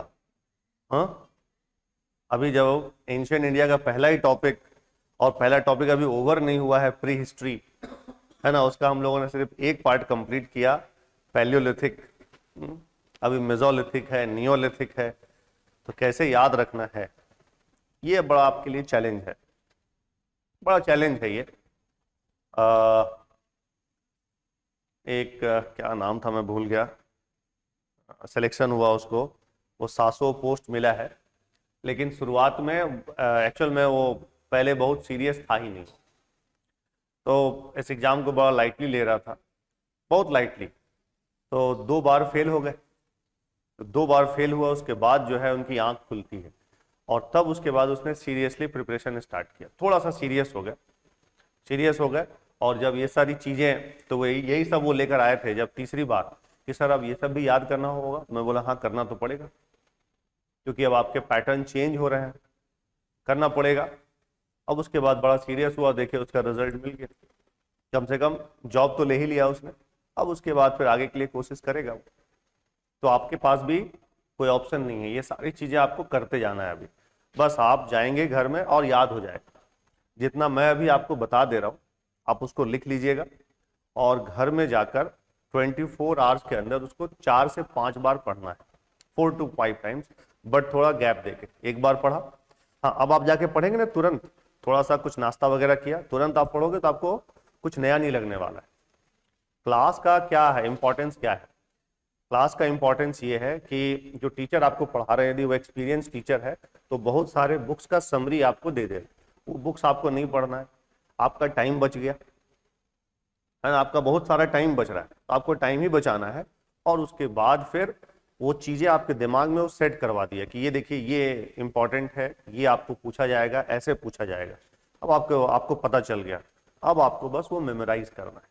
अब मेमोराइज करने का तरीका बड़ा सिंपल है, यदि आज से उसको आप फॉलो करेंगे तो आपका ये जर्नी रिलेटिवली ईजी होगा दूसरे स्टूडेंट से, क्योंकि ज़्यादातर स्टूडेंट्स इस एग्ज़ाम का साइंटिफिक प्रिपरेशन करते ही नहीं है। उनको यही नहीं मालूम है कि ये एग्ज़ाम बड़ा ईजी है ना, 7-8 घंटे 6 घंटे भी पढ़ के इस एग्ज़ाम को क्रैक कर सकते हैं। और वो तरीका यही है कि नोट्स आपका एक होगा जो बन ही जाएगा। अब आप इसको जाकर आज 4 से 5 बार रिवाइज करेंगे, 4 to 5 टाइम्स। एक बार किया, फिर रेस्ट ले लिया, उसके बाद फिर दूसरी बार, तीसरी बार, चौथी बार, 5वीं बार, सब कुछ आपको सेट हो जाएगा, सेट होगा। उसके बाद आप क्या करेंगे, प्रीवियस ईयर क्वेश्चन पेपर पे जाएंगे कि देखिए इससे कैसा क्वेश्चन आ रहा है। हाँ, जैसे आप यूपी का क्वेश्चन में आप जाएंगे तो वहां का लोकल हिस्ट्री जो है वो बहुत डिटेल रहता है, जो कि मैंने आपको नहीं बताया, केवल इतना ही था नहीं, और भी बहुत सारे साइट्स हैं। लेकिन हम लोग को यूपी का थोड़ी तैयारी करना है, हम यूपी का लोकल हिस्ट्री थोड़ी हम लोग को पढ़ना है, यूपी पीसीएस जो देंगे उनके लिए पढ़ना है ना, तो उतना डिटेल नहीं जाना है। तो कुछ क्वेश्चन आएंगे तो घबराएंगे नहीं वहां से। जैसे अब मान लिया जाए कोई राजस्थान का स्टूडेंट है और वो सीजीपीएससी क्वेश्चन पेपर सॉल्व करना स्टार्ट किया, तो पागल नहीं हो जाएगा? यदि छत्तीसगढ़ का देखेगा बोलेगा यार ये क्या भाई, ये तो हमसे नहीं होगा एग्जाम, अब छत्तीसगढ़ देने नहीं जाएंगे, है ना। या फिर हो सकता है वो पीएससी का प्रिपरेशन ही छोड़ दे, यदि वो क्वेश्चन पेपर देख लेगा क्या, जो छत्तीसगढ़ जीके वाला क्वेश्चन, तो वो तो लोकल हिस्ट्री है, लोकल हिस्ट्री में नहीं जाना है। लेकिन प्रीवियस ईयर क्वेश्चन पेपर जरूर सॉल्व करेंगे, और केवल छत्तीसगढ़ वाला ही नहीं, आपको मार्केट में टॉपिक वाइज क्वेश्चन पेपर मिलता है, टॉपिक वाइज। देखिए टाइम कैसे बचाना है, एक क्वेश्चन पेपर होता है ईयर वाइज और एक होता है टॉपिक वाइज। तो टॉपिक वाइज में आपको स्टोन एज या प्री हिस्ट्री का जितने भी स्टेट पीएससी हुए हैं, राजस्थान, बिहार, यूपी, एमपी, छत्तीसगढ़, झारखंड, ये सब का एक जगह कंपाइलेशन मिल जाएगा, और आप 10 मिनट में वो सॉल्व कर लें, 10 मिनट में। तो ईयर वाइज वाले में नहीं जाना है, टॉपिक वाइज वाले में जाना है। घटना चक्र वगैरह का बुक मिलता है टॉपिक वाइज, तो आपके स्टडी टेबल पर होना चाहिए। प्रीलिम्स वाला बता रहा हूं, समझ गए? तो यही है आपको टाइम बचाने का तरीका। तो 4 से 5 बार जरूर आप पढ़िएगा, लेकिन एक ही टाइम में नहीं, रेस्ट दे देकर। उससे होगा क्या कि जो आपका ये जो फैक्ट है, हमारे माइंड में 2 तरह के मेमोरी होते हैं स्टोरेज का, एक शॉर्ट टर्म और एक लॉन्ग टर्म। आपको करना क्या है, लॉन्ग टर्म मेमोरी में ये सब स्टोर करना है। और ये कब होगा स्टोर, जब उसको बार बार रिवाइज करेंगे। तो इस एग्जाम को निकालने का यही तरीका है, revision. Revision is the key. कौन कितनी बार रिवाइज कर रहा है, वो इस एग्जाम को निकालने के उसके चांसेस बढ़ जाएंगे। तो ज्यादातर स्टूडेंट नहीं कर पाते। क्यों नहीं कर पाते? क्योंकि उनके पास प्रॉपर नोट्स नहीं होता है, या फिर अपना नोट्स बदलते रहते हैं, या फिर फालतू चीजों को पढ़ते रहते हैं, या फिर वो सोचने लगते हैं कि नहीं हमको रिसर्च स्कॉलर बनना है, क्योंकि 2 4 10 क्वेश्चन ऐसे रहते हैं जो बहुत टफ रहते हैं, बहुत डेप्थ वाले रहते हैं, और उसके चक्कर में वो पढ़कर वो रिसर्च स्कॉलर की ओर बढ़ने लगता है। और जहां आप रिसर्च करेंगे तो टाइम टेकिंग प्रोसेस है, और यदि आपने हिस्ट्री पर रिसर्च शुरू कर दिया तो फिर आपका ज्योग्राफी बच जाएगा, पॉलिटी बच जाएगा। तो हम लोग को स्कॉलर, रिसर्च स्कॉलर नहीं बनना है। तो इसका डिमांड आप जान लीजिए, यही सब डिमांड है। तो बड़ा इजी है, बट इस रास्ते को फॉलो आप यदि कर दिए, डेडिकेटली फॉलो कर दिए, 7 8 घंटा पढ़ लिए रेगुलरली, मैं आपको गारंटी दे रहा हूं कि आप बन जाएंगे। उस वक्त ये आपको याद आएगा कि हाँ सर ने सही कहा। कुछ लोग आपको मिल भी रहे होंगे जो बताए भी होंगे कि उसके उनको फॉलो किया और बन गए, समझे ना। तो बस ऐसे ही आप लोग करेंगे, आज जाके इसको जरूर रिवाइज करना है, ऐसे 4 से 5 बार। उसके बाद एक और अच्छा तरीका होता है, जब प्रीलिम्स आएगा तो आप करेंगे, क्योंकि अभी आपके पास, अभी तो आपको फोकस करना है बेसिकली मेंस पर। जब प्रीलिम्स का नोटिफिकेशन आएगा उस वक्त आप लोग क्या करेंगे, 2 4 लोग ग्रुप बना लीजिए और टॉपिक अपना डिसाइड कर लो कि यार ये टॉपिक पढ़कर आना है, और उसमें आपस में क्वेश्चन पूछेंगे। वो इतना जबरदस्त तरीका है ना फैक्ट याद करने का। एक तो आप पढ़कर आए हैं और फिर आपस में क्वेश्चन पूछना शुरू करेंगे, फिर उससे बड़ा जल्दी याद होगा, पता भी नहीं चलेगा। हाँ हो सकता है कि आपके सब सारे के सारे फैक्ट आपके टिप्स पे नहीं आए, और जरूरी भी नहीं है कि सारा का सारा फैक्ट टिप्स पे आए। 4 ऑप्शन देखकर आप है ना गोला करने में, मतलब गोला कर सकते हो, राइट आंसर लगा सकते हो, इस कंडीशन पे पहुंचना है। और आधे घंटे और 1 घंटे का ये जो आप लोगों ने क्वेश्चन आंसर स्टार्ट किया, 1 से 1.5 महीने में आप कितने हजार क्वेश्चन आपस में डिस्कशन कर चुके होंगे, आपस में पूछ चुके होंगे, आपको पता ही नहीं है। और यदि उससे रिलेटेड क्वेश्चन आपके एग्जाम में आ गया तो आप सही गोला करेंगे, बड़ा इफेक्टिव है। लेकिन उसमें खतरा है। खतरा क्या है, 2 तरह का खतरा है। एक खतरा है कि एक स्टूडेंट यदि जो आंसर दे रहा है और दूसरा नहीं दे रहा है, उसको तो अंदर से गुस्सा आएगा कि यार ये आंसर दे रहा है, भगवान करे इसका तो इस बार प्रीलिम्स नहीं हो, ऐसा पहले से जो है निकलना शुरू होता है अंदर से आवाज। और दूसरा जो होता है, जो नहीं दे रहा है आंसर, वो थोड़ा डिप्रेस्ड हो जाता है, उसको लगता है कि यार इस बार मेरा नहीं होगा। ऐसा नहीं, आपको वहां से लर्न करना है, सीखना है। यदि चलो आपने नहीं दिया आंसर, उसने दे दिया, तो आपका दिमाग जो है उसको सुन रहा है और वो स्टोर कर रहा है, और इसी चीज को बार बार करेंगे। बहुत ही इफेक्टिव तरीका है प्रीलिम्स निकालने का, बहुत इफेक्टिव। टेस्ट सीरीज वगैरह तो है ही है, वो तो आपको देना ही है, तो ये एक तरीका है। और जब आप कोचिंग से फ्री हो जाएंगे, है ना, यदि अभी आप चाहें तो उसको भी फॉलो कर सकते हैं।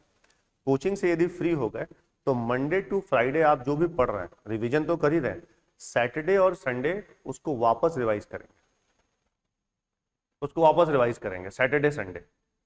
फिर आपको ना ये जो जर्नी, आप इस एग्जाम को आपके लिए बड़ा मजेदार होगा। किसके लिए मजेदार नहीं होता, जिसको चीजें याद नहीं होती। जब तक चीजें याद नहीं होंगी तब तक आप आंसर नहीं लिख पाएंगे, चाहे वो कंसेप्ट हो या फैक्ट। 3 मार्कर का क्वेश्चन आ गया, 30 वर्ड वाले, सॉरी 2 मार्कर 30 वर्ड वाले आ गए, और भीम बेटका, तो याद नहीं होगा तो कहां से लिखेंगे यार। तो याद तो करना होगा, और जिसको याद होगा ना उसके लिए एग्जाम बड़ा इंटरटेनिंग स्टार्ट होगा, बहुत इजी उसके लिए हो जाएगा। तो याद रखना बड़ा जरूरी है, और वो याद रखने का मैंने आपको कुछ तरीका बताया, और भी बाद में हम लोग बात करेंगे, लेकिन ये तरीके हैं और बड़ा इफेक्टिव है। और इसको लोगों ने यूज किया है, सिलेक्शन लिया है, टॉप में आए हैं, 1st rank, 2nd rank, 3rd rank, 8th rank, ऐसे करके आए हैं। तो आज से ही आप लोग फॉलो करना शुरू कर दीजिए, और हमेशा अपने ऊपर विश्वास रखिएगा, कॉन्फिडेंस कि मेरे से एग्जाम क्रैक होगा। दूसरा क्या कर रहा है उससे हमको कोई बहुत ज्यादा मतलब नहीं होना चाहिए, मेरा प्रिपरेशन सही होना चाहिए। 7 8 घंटे पढ़ रहे हैं कि नहीं, इफेक्टिवली पढ़ रहे हैं नहीं, और यदि नहीं पढ़ रहे होंगे तो आप मेरे से बात कीजिएगा, उसका भी मैं उपाय बताऊंगा। यदि प्रॉब्लम हो रहा होगा, कैसे प्रॉब्लम होता होगा ज्यादातर स्टूडेंट के साथ, कि पढ़ना स्टार्ट किया उसके बाद दिमाग जो है वो रायपुर में नहीं बल्कि वो शिमला पहुंच चुका है या फिर न्यूयॉर्क पहुंच जाता है, और चेयर पे बैठे हुए हैं, बैठे तो 1 घंटा लेकिन पढ़ाई हुआ 5 मिनट का, क्योंकि बाकी तो हमारा दिमाग घूम रहा था इधर उधर, है ना। तो दिमाग को वहां पर चेयर पे, स्टडी टेबल पे कैसे कंसंट्रेट करना है, इसका भी बड़ा जबरदस्त फॉर्मूला है, इफेक्टिव फॉर्मूला है। यदि नहीं होगा वो चीज तो आप मेरे से पूछेगा, वो भी बता दूंगा कैसे करना है वो। लेकिन ये बड़ा 90% स्टूडेंट के साथ यही होता है, वो पढ़ने के लिए बैठते हैं लेकिन उनका दिमाग जो है परमिशन ही नहीं दे रहा है। दिमाग कुछ दूसरा कुछ कह रहा है कि यार रात वाला जो है सीरीज हमने फिनिश नहीं किया है, उसको तो पहले फिनिश कर लें। वो दिमाग वो कहता है। उसके लिए एक तरीका होता है, जैसे हम लोग बहुत सारे स्टूडेंट क्या करते हैं, वो चुपचाप पढ़ते हैं, केवल चुपचाप, उनका होठ नहीं हिलता है। लेकिन यदि आप बोलकर पढ़ेंगे कंसंट्रेशन बढ़ना स्टार्ट हो जाएगा, बोलकर। क्योंकि जब आप बोलकर पढ़ेंगे ना, आपका दिमाग वहां से भाग नहीं पाएगा। लेकिन यदि आपने चुपचाप पढ़ना शुरू किया तो दिमाग जो है ना, वो तुरंत भागना स्टार्ट करता है। हम लोग ऐसा डिसिप्लिन रहा नहीं है ना भाई। हम लोग कॉलेज में क्या किए, कॉलेज में जब एग्जाम आया तो प्रीवियस लास्ट ईयर का क्वेश्चन छोड़ दिया और उसके बाद वाले 3 साल वाले क्वेश्चन कर लिए। उसमें से 5 क्वेश्चन में से 3 क्वेश्चन फंस गया, 2 क्वेश्चन को जो मर्जी वो लिख कर आ गए, पास हो गए, है ना। वहां पर एग्जामिनर भी देखा कि अच्छा लिख दिया है, लिख दिया, बस उसके हिसाब से आपको मार्क्स मिल गया। बट ये तो है नहीं वैसा। ये तो वैसा है ही नहीं। यहाँ जितना हिस्ट्री का सिलेबस दिया हुआ है, थोड़ा वर्ल्ड हिस्ट्री ऐड कर देगा तो आपका एमए हो जाएगा। ग्रेजुएशन छोड़ दीजिए, एमए हो जाएगा आपका। इस तरह के इन लोगों ने, वैसा ही पॉलिटी का सिलेबस है। तो इतना इतना कुछ पढ़ना है आपको, सब कुछ मेमोराइज करना है, तो कंसंट्रेशन तो होना ही चाहिए। 7-8 घंटे का मतलब 7-8 घंटा। तो आप कैसे पढ़ेंगे, थोड़ा सा बोल बोलकर, होठ आपका हिलता रहना चाहिए। तो देखिए आपका कंसंट्रेशन लेवल ऑटोमेटिकली बढ़ जाएगा। बस ये आदत में लाने का है आप। और जब आप स्टडी टेबल पे बैठ रहे हैं पढ़ने के लिए, तो कोशिश कीजिएगा कि 2 घंटे का सिटिंग होना चाहिए। दिमाग क्या होता है ना, 10-15 मिनट बाद बैठते हैं, उसके बाद दिमाग जो है कहता है कि नहीं नहीं यार अब नहीं बैठो, थोड़ा सा टहल लेते हैं। ऐसा नहीं, 2 घंटे का आपको सिटिंग करना है। शुरुआत में बहुत मुश्किल होगा, लेकिन जैसे आपका ये रूटीन हो जाएगा, रूटीन में आपको ले आना है, फिर आपको टेंशन नहीं होने वाला।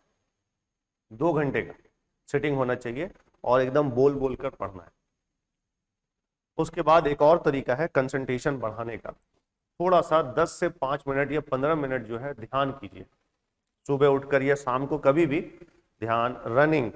यदि आप सोच रहे हैं कि नहीं एकदम हमको पढ़ते रहना है और कुछ बॉडी मूवमेंट, फिजिकल मूवमेंट नहीं होना चाहिए, तो आपका कंसंट्रेशन लो होगा। थोड़ा सा आप सुबह टहल लीजिए, 15-20 मिनट, 1-1.5 किलोमीटर टहलिए, देखिएगा आपका कंसंट्रेशन बढ़ेगा। ये सब होना ही चाहिए, समझे।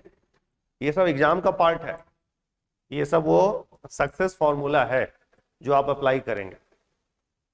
तो आइए वापस, ये हुंसगी क्या है, लोअर पैलियोलिथिक साइट था, कर्नाटका का। अब वापस आते हैं, और ये जो कंसंट्रेशन वाला है ना, ये ऑनलाइन में तो और ज्यादा हो जाता है। क्योंकि ऑनलाइन जो बैठ के पढ़ते रहते हैं, उनके साथ क्या होता है, वो 10 मिनट के बाद वीडियो को पॉज करेंगे, बाद में देख लेंगे और फिर अपना दूसरे काम में लग जाते हैं। ये काम हम लोग को नहीं करना है।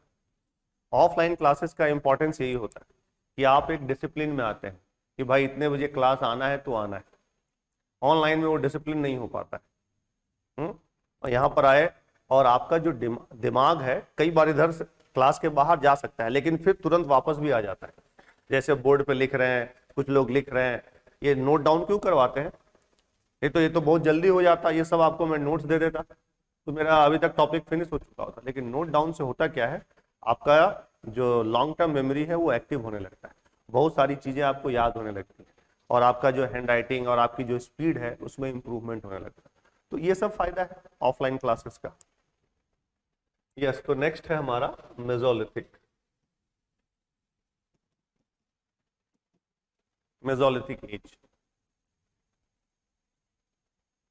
टाइम आप लोग को पता है कि क्या है भाई, मेसोलिथिक पीरियड तो सबको पता है। अब ये जो टर्म है मेसोलिथिक, इस टर्म को किसने क्वाइन किया, तो who coined the term Mesolithic.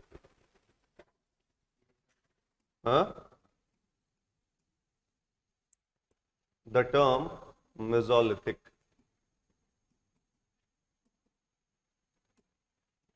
Coined by Carlyle. वो तो इंडिया में सबसे पहला रॉक पेंटिंग को डिस्कवर किए थे। इंडिया में फर्स्ट जो रॉक पेंटिंग का डिस्कवरी हुआ है वो कार्लाइल ने किया था। कहां पर किया था, तो वो है मिर्जापुर के पास विंध्यन रेंज, या कैमूर रेंज में किया था, वो है कार्लाइल। ये जो टर्म है mesolithic, it was coined by Horder Westropp. Horder Westropp. अब ये बड़ा टफ क्वेश्चन हो गया।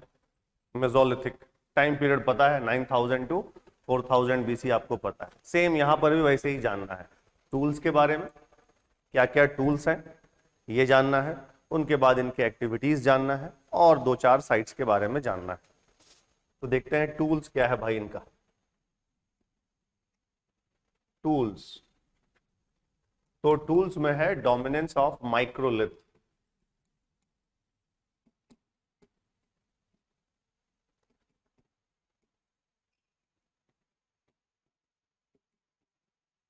माइक्रोलिथ मतलब micro means small, small stone tools, छोटा छोटा पत्थर का अब ये लोग टूल्स बना रहे हैं। समझ गए? ये आपको रह सकता है माइक्रोलिथ, छोटे छोटे पत्थर का टूल्स बनाना स्टार्ट हो गया है ना। वैसे तो लो अपर पैलियोलिथिक में ही बोलिए, ये लोग बोन्स का भी टूल्स बना रहे हैं, स्टोन के साथ साथ बोन्स का भी बना रहे हैं, बट वो उतना इंपॉर्टेंट नहीं। तो अपर पैलियोलिथिक्स में हमको बोन्स का भी टूल्स मिल रहा है, तो यहाँ पर भी रहेगा, वो सब जरूरत नहीं पड़ता है, वो सब आप लोग को नहीं आता है। तो टूल्स आपको मालूम चल गया। अब इस टूल्स में भी बहुत सारे वेराइटीज है, वो नहीं जानना है हम लोग को। तो माइक्रोलिथ हो गया। अब इनके एक्टिविटीज क्या है? एक्टिविटीज तो FG फूड गैदरिंग अभी भी है, हंटिंग अभी भी चल रहा है ना। फूड गैदरिंग हंटिंग अभी भी चल रहा है। और क्या हो रहा है? हाँ, कुक्ड फूड, वो तो खैर जहां फायर आ गया ना तो वो स्टार्ट हो चुका है। हाँ, अब स्टार्ट हो रहा है, लेकिन उसके पहले और देख ले, यहीं पर हो रहा है। दीपिका कुमारी का नाम सुने आप लोग? हाँ, दीपिका कुमारी। हाँ हाँ, कौन है? स्पोर्ट्स पर्सन, आर्चर, आर्चरी में मतलब तीर धनुष। तो इसी टाइम इन्वेंशन हो रहा है एरो या bow and arrow.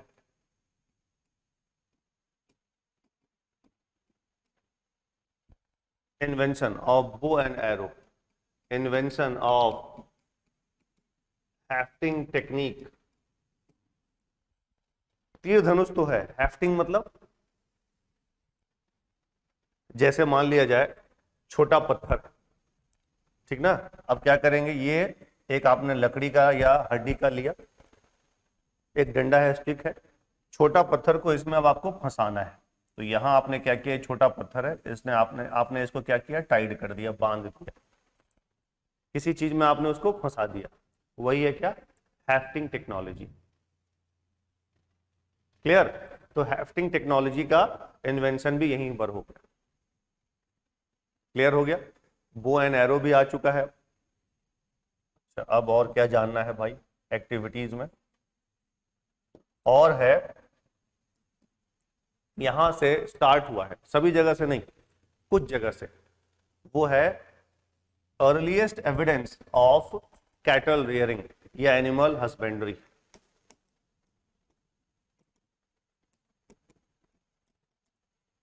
Earliest evidence of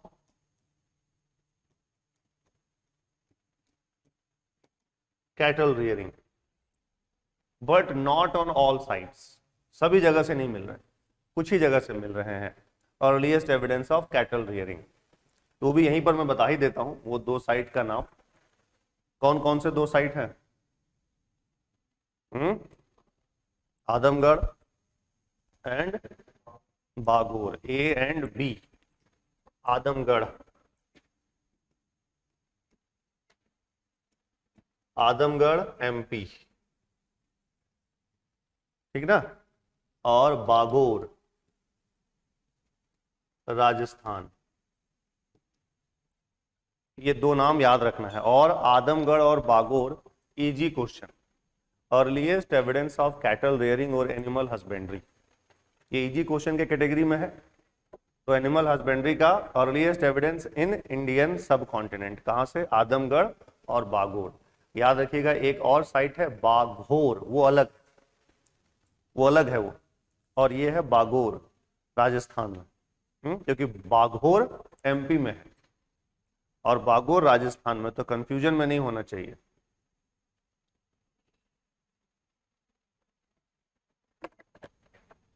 yes, तो एक्टिविटीज पे हम लोगों ने बात कर लिया। और क्या है एक्टिविटीज में? वो तो रहना ही रहना है एक्टिविटीज में आपका rock painting, rock art. In fact maximum number of rock paintings of prehistoric era belongs to Mesolithic period.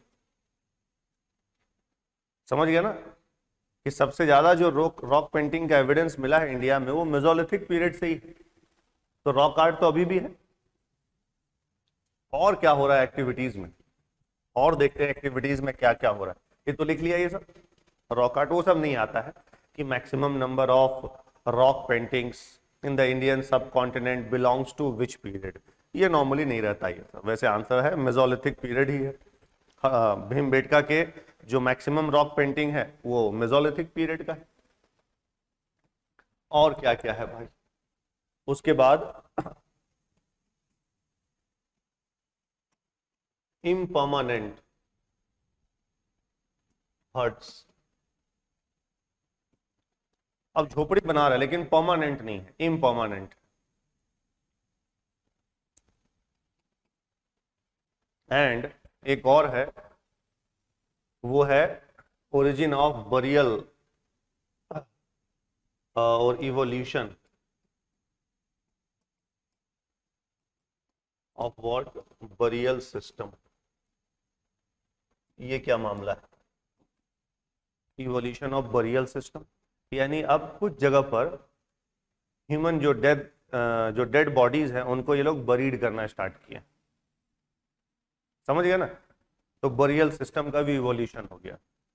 Not all sites, in few sites dead bodies were buried like in बेलन valley. ये सारी चीजें आ गई हैं। कितना कुछ हो रहा है। इम्पर्मानेंट हर्ट्स आ रहे हैं, इवोल्यूशन ऑफ बरियल सिस्टम्स आ रहा है। और इंडिया में मेसोलिथिक में पहले ही बता दिया है कि मेसोलिथिक पीरियड में ही इंडिया में डिस्कवरी हुआ है क्या भाई? होमोसेपियंस का फॉसिल। वो तो आपको पहले ही पता चल गया है। यस, तो एक्टिविटीज आपको मालूम चल गया। अब एक्टिविटीज के बाद जानना है इनके साइट्स। साइट्स तो भीमबेटका है, Bhimbetka maximum number of rock paintings है यहां पर भीमबेटका। अभी आपने आदमगढ़ देख ही लिया, आदमगढ़ ये सब है एमपी में।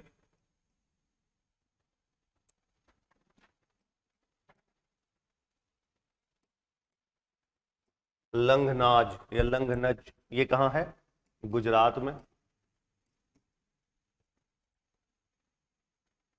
कुछ हिस्टोरियंस मानते हैं कि यहाँ पर पॉटरी बनता, कुछ लोग मानते हैं बट अभी कुछ लोग नहीं मान रहे हैं। कुछ लोग कहते हैं कि अर्लीस्ट एविडेंस ऑफ पॉटरी यहीं से है, कुछ लोग कहते हैं नहीं नहीं भाई यहाँ से नहीं है, चौपानी मांडो से है। समझ गए? वो यूपी का एक साइट है चौपानी मांडो। कुछ लोग कह रहे हैं लंघनज गुजरात से, बट ये मेसोलिथिक साइट है। अच्छा, अब आइए यूपी में वही बेलन वैली तो रहेगा ही रहेगा। यूपी में सराय नाहर राय, सराय नाहर राय, महदहा, दमदमा,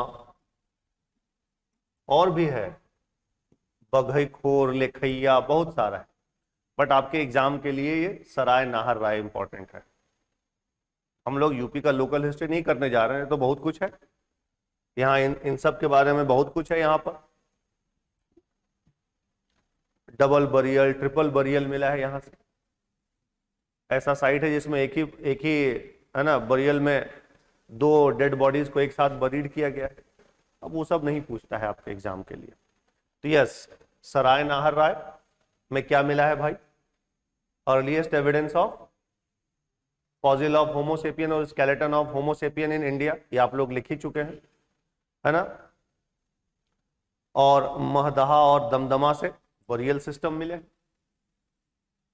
समझ गए। बघईखोर लेखैया विंध्यन रेंज में है, वहां पर भी बहुत सारे डेड बॉडीज के स्केलेटन मिले। तो ये यूपी का आपको बता दिया। अब आइए और 2-4 साइट्स का नाम जान लेते हैं। उसके बाद आंध्र प्रदेश में भाई कुरनूल केव्स, आंध्र प्रदेश में कुरनूल केव्स है, समझ गए। राजस्थान में अभी आपने देख ही लिया था, बागोर है, राजस्थान में बागोर। बस, तो मेसोलिथिक हमारा पीरियड ओवर हो गया, क्लियर। तो नियोलिथिक भी कर ले हम लोग आज, हाँ आज नियोलिथिक कर लेते हैं। उसके बाद फिर नेक्स्ट में आपका एक छोटा सा टॉपिक होगा चैल्कोलिथिक, और उसके बाद आएंगे हड़प्पन सिविलाइजेशन पे। यस, बागोर। तो अब बात कर रहे हैं नियोलिथिक।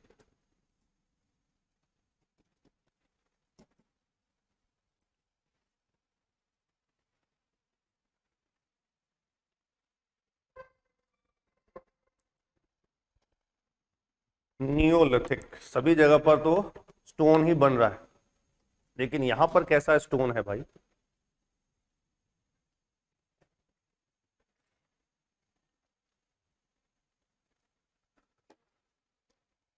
तो देखिए, अभी एसडीएम लोग का जो बने हैं उनका कॉल आ रहा है। ये कोई है ना, नेहा खलको, इसका भाई भी हुआ है। तो अभी इन लोगों को कॉल आ रहा है, भाई बहन हुए हैं, दोनों एसडीएम हुए हैं। तो ये अपने भाई को लेकर आई थी, भाई इसका पढ़ता नहीं था, ये पहले यूपीएससी की तैयारी करना चाहता था और ज्योग्राफी ऑप्शन रखना चाहता था।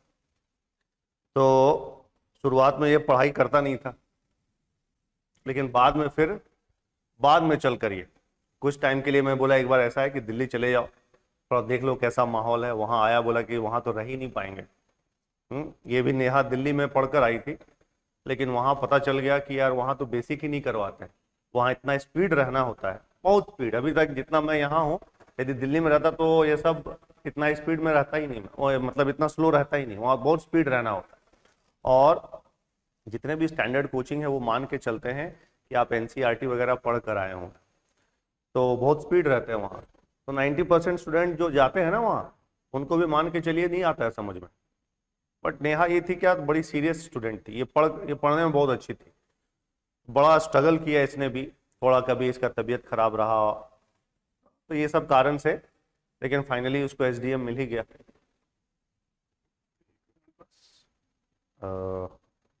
यह सब वेट कीजिए।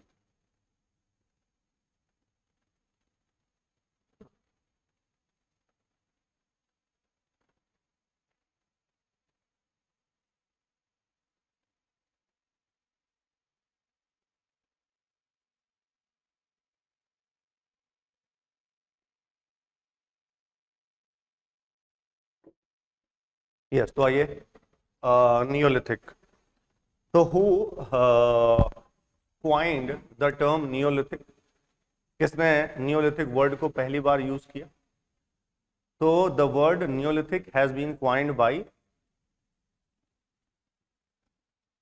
John Lubbock. जॉन लुबॉक ने, तो the term Neolithic has been coined by John Lubbock, समझिए। अच्छा, अब name the person who called Neolithic age as the age of revolution.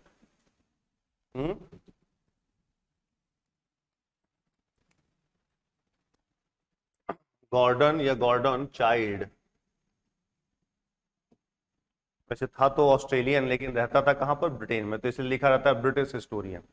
तो Gordon Childe called this age as age of revolution. Age of revolution. Revolution क्या होता है भाई?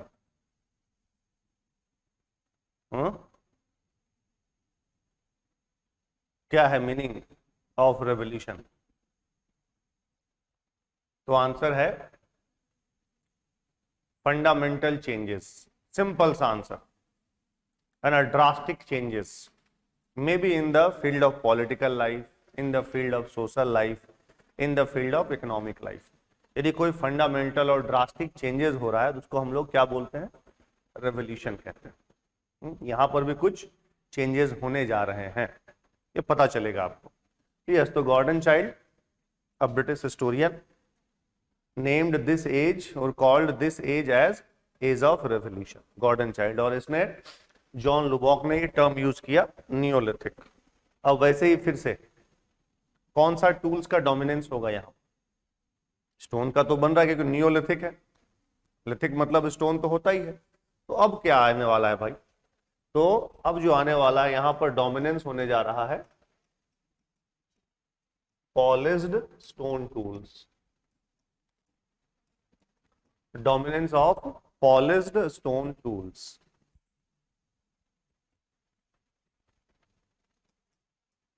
Activities में क्या है? एक्टिविटीज में देखिए फिर से फूड गैदरिंग, हंटिंग तो चल ही रहा है ना. कैटल रियरिंग आ जाएगा. कैटल रियरिंग यहां का इंटीग्रल पार्ट है. कैटल रियरिंग, ठीक. उसके बाद एग्रीकल्चर. एग्रीकल्चर स्टार्ट हो गया भाई, है ना. और एग्रीकल्चर जहां स्टार्ट हुआ उसके साथ साथ होने वाला है पॉटरी. तो invention of pottery. Initial potteries were handmade but later on potteries were made on wheel. तो यानी यहां पर इन्वेंशन हो रहा है व्हील का भी. देखिए तो कितना कुछ हो रहा है. इन्वेंशन ऑफ व्हील, ठीक. जहां एग्रीकल्चर है, एग्रीकल्चर में लोगों का जरूरत पड़ता है, तो अब यहीं से इवोल्यूशन हो रहा है, ओरिजिन हो रहा है विलेज का. विलेज. कितना कुछ हो गया, कितने कुछ चेंजेस हो रहे हैं. तो लॉन्ग लास्टिंग चेंजेस है. Agriculture, cattle rearing, village, wheel. समझ गए? तो ये सारे क्या थे इसके फीचर्स. समझ गए? चलो अब जानना है साइट्स के बारे में.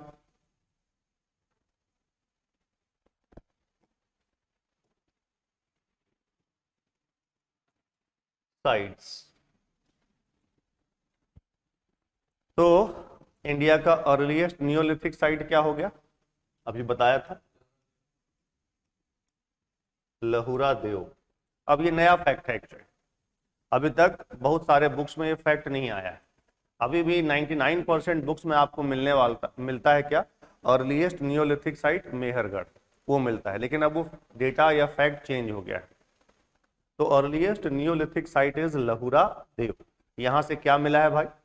तो earliest evidence of rice cultivation. अच्छा, है कहां? लहुरा देव यूपी, गोरखपुर के पास में. Earliest evidence of rice cultivation.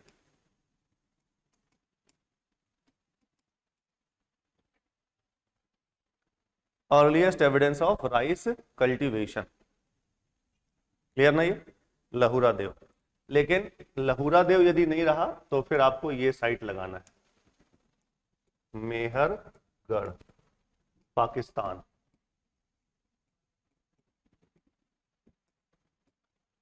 Near Bolan पास है. बोलान पास पाकिस्तान में है, या बोलन, उसी के पास में ये जगह है. तो यदि मान लो ऐसा क्वेश्चन रहा, अर्लीस्ट एविडेंस ऑफ और earliest neolithic site of the Indian सब कॉन्टिनेंट, और उसमें लहुरा देव नहीं दिया रहे मेहरगढ़ दिया रहे तो उसको भी आप टिक कर सकते हैं। तो इसमें क्या लिख सकते हैं, one of the earliest neolithic site of the Indian subcontinent, किसमें, मेहरगढ़ में। One of the earliest neolithic sites of the Indian subcontinent, Mehrgarh. Earliest neolithic site of what, Indian subcontinent. अब यहां से क्या क्या एविडेंस मिला है, तो यहां से मिला है, ये वाला पॉइंट लिख लीजिएगा क्या क्या यहां से मिला है। तो अर्लीस्ट एविडेंस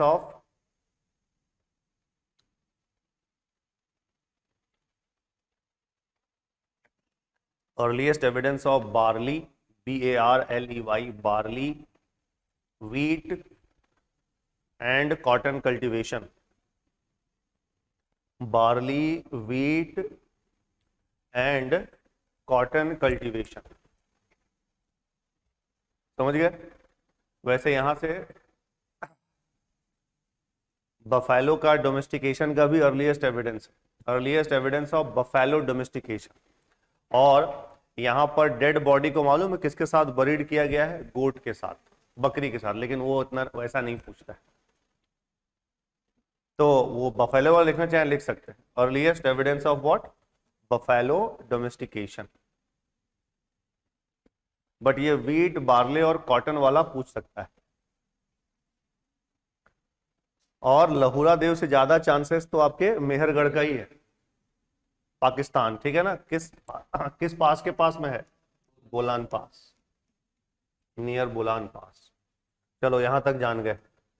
अब उसके बाद यूपी के कुछ नियोलिथिक साइट आपको बताता हूं।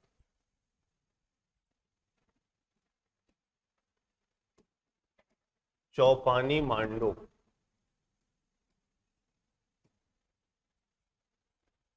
चौपानी मांडो यूपी में, क्या मिला भाई यहां से, तो one of the earliest evidence of pottery making. तो अर्लीस्ट एविडेंस ऑफ सीधा लिख लो pottery, earliest evidence of pottery,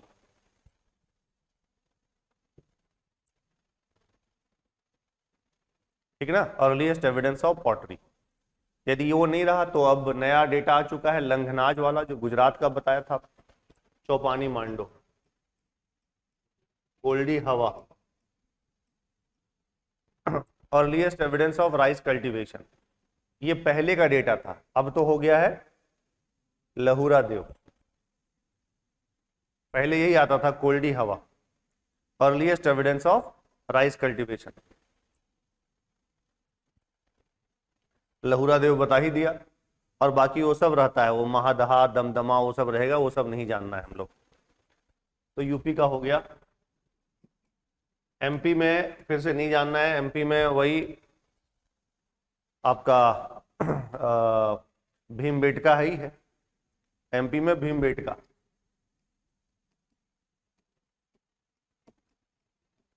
और भी बहुत सारे हैं, अब कुछ और नाम देख लेते हैं। ओडिशा, ओडिशा में है कुचाई, ओडिशा में कुचाई। असम मेघालय बॉर्डर पे है दाव जाली, दाव जाली हार्डिंग,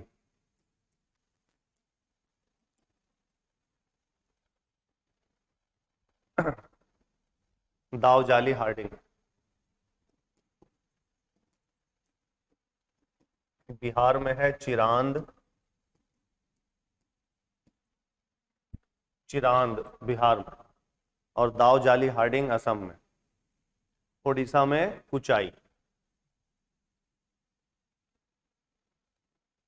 तो इसमें इंपॉर्टेंट है आपके लिए दाव जाली हार्डिंग, ये दोनों उतना इंपॉर्टेंट नहीं है, कुचाई और चिरांद। चलो और देखते हैं जम्मू एंड कश्मीर, गुफकराल, गुफकराल है, और बुरजा होम, और भी बहुत सारे हैं, बट आपके एग्जाम के लिए दो इंपॉर्टेंट है। गुफकराल एंड बुर्जा होम। एक दो पॉइंट इसमें हम लोग को जानना है। पहला नंबर कि ये जो दो साइट हैं कंटेम्प्ररी है किसका, तो these two sites are contemporary of Indus valley civilisation. तो पहला क्या, कंटेम्प्ररी मतलब मालूम कब का है, अराउंड 2500 बीसी। सोचिए 2500 बीसी का है ये। और ठीक वहीं हड़प्पन वाले किस एज में है, वो है ब्रॉन्ज एज में, और ये लोग अभी भी नियोलिथिक में है। तो किसका कंटेम्प्ररी हो गया, इंडस वैली सिविलाइजेशन या हड़प्पन सिविलाइजेशन का कंटेम्प्ररी हो गया ये, है ना, है नियोलिथिक। अब उसके बाद देखें क्या क्या यहां से मिला है। तो जम्मू कश्मीर के जो नियोलिथिक साइट्स हैं यहां से मिला है एविडेंस किसका, तो evidence of pit dwellings. Pit dwellings Gufkral और बुर्जाहोम दोनों जगह से। एविडेंस ऑफ पिट ड्वेलिंग मतलब लोग गड्ढा खोदकर जमीन के नीचे रहते थे, क्योंकि आपको पता है ये श्रीनगर के पास में है ये दोनों साइट्स। हाँ, तो these two sites are located near where, near to Srinagar. तो वहां तो एक्सट्रीम कोल्ड पड़ता है भाई, बहुत ठंड पड़ती है। तो लोग क्या करते थे, ठंडी में बचने के लिए गड्ढा खोदकर उसके नीचे रहते थे। तो वही है पिट मतलब गड्ढा, ड्वेलिंग मतलब रहने का जगह। तो पिट ड्वेलिंग्स क्वेश्चन आता है आपको कि कहाँ का ये फीचर्स है पिट ड्वेलिंग्स, तो feature of what, the Neolithic sites of Jammu and Kashmir. ये दो जान गए। उसके बाद आइए बुर्जा होम। बुर्जा होम इसका वैसे लिटरल मीनिंग तो होता है birch, bark of the birch tree. किसका, बुर्जा होम का लिटरल मीनिंग होता है bark of the birch tree, meaning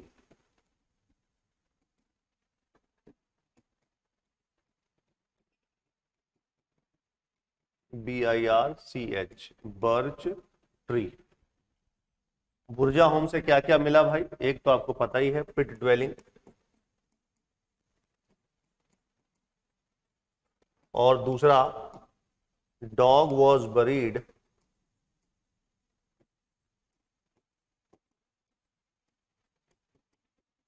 with his master. Dog was buried with his master, Burzahom से मिला है। गुफकराल का मीनिंग क्या होता है, meaning of the word Gufkral,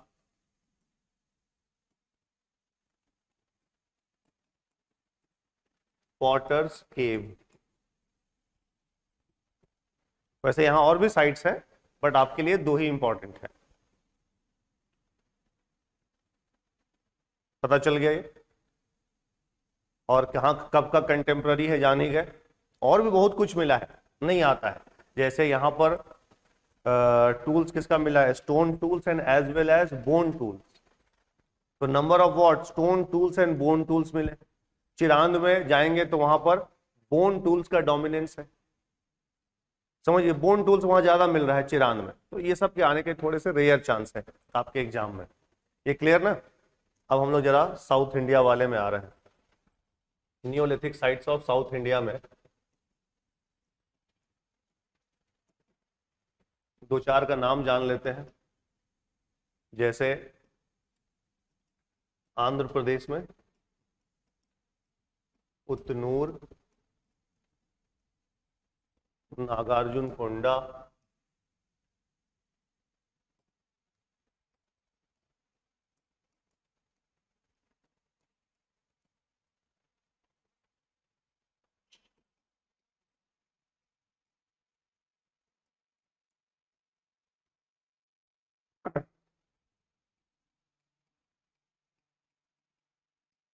टिकलीहल Karnataka में, और भी है तमिलनाडु में भी है, कर्नाटक केरला में भी है, बट इंपॉर्टेंट नहीं। अब देखिए यहां पर एक टफ क्वेश्चन बता देता हूं तो फिर आपका टॉपिक हो जाएगा ओवर। कहा, कौन सा ऐसा नियोलिथिक साइट्स है जहां पर मिला है क्या, एस माउंट्स। तो few Neolithic sites in what? In South India. SI means South India. Few Neolithic sites of South India have the evidence of ass mounds like पिकली हल, like उतनूर. क्या मिला है? एस माउंट्स, मतलब राख का टीला. ये क्या मामला है यार? तो few Neolithic sites of South India have the evidence of ash mounds. वो दो साइट का नाम क्या है? कभी कभी आपको आता है मैच करने के लिए, उतनूर और क्या, पिकली हल. और भी हैं, ऐसा नहीं है, बट ये दो आते हैं. अब ये यार बना कैसे भाई? एस माउंट्स कैसे बना? तो देखो, ये जो एस माउंट्स वाले जो लोग हैं, they were basically cattle herders. Cattle herders मतलब एनिमल हस्बेंड्री में इन्वॉल्व है. समझ गए? तो these ass mounds have been formed by the repetitive burning of dungs or cow dungs. है ना? गाय का गोबर वगैरह को या उसके जो गोबर वगैरह, उसको एक जगह ये लोग इकट्ठा कर दिए और उसके बाद वो लोग आग लगा देते थे उसको. तो repetitive burning of what? Cow dungs. इससे अब मामला ये है कि यार ये लोग उसको बर्न क्यों कर रहे हैं, क्यों जला रहे हैं? कैटल हर्डर्स हो गया तो पता चल गया, लेकिन जला क्यों रहे? अब इसका अलग अलग इंटरप्रिटेशन है. एक इंटरप्रिटेशन है कि to protect themselves from wild animals, एक हो सकता है. दूसरा इंटरप्रिटेशन हो सकता है कि may be it was there rituals, ये रिचुअल्स के कारण ऐसा करते हो. और तीसरा है कि गाय का गोबर को कुछ दिन तक आप रखेंगे, उसमें फिर इन्फेक्शन, बैक्टीरिया वगैरह आ जाते हैं, तो उसको मारने के लिए भी लोग ऐसा करते हो. तो वी हैव 3 डिफरेंट इंटरप्रिटेशन. उसमें हम लोग को जाना नहीं है, बस आपको पूछा जाएगा कि एस माउंट्स फाउंड्स वेयर. तो few Neolithic sites of South India like Utnur, पिकली हल. क्लियर? ये जान गए? तो यही था आपका नियोलिथिक एज. तो ओवरऑल हम लोगों ने टॉपिक कंप्लीट कर लिया. पैलियोलिथिक, मेसोलिथिक और नियोलिथिक, यानी स्टोन एज हमारा टॉपिक ओवर. समझे? तो नेक्स्ट क्लास में हम लोग प्री हिस्ट्री का ही पार्ट है, चैल्कोलिथिक, उसको कवर करेंगे. और उसके बाद फिर प्री हिस्ट्री के बाद एंट्री देंगे प्रोटो हिस्ट्री यानी हड़प्पन सिविलाइजेशन. तो आपको क्या करना है पता चल गया. इसको बार बार पढ़ेंगे, एटलीस्ट 5 टाइम्स पढ़ना है विद इन 24 आवर्स.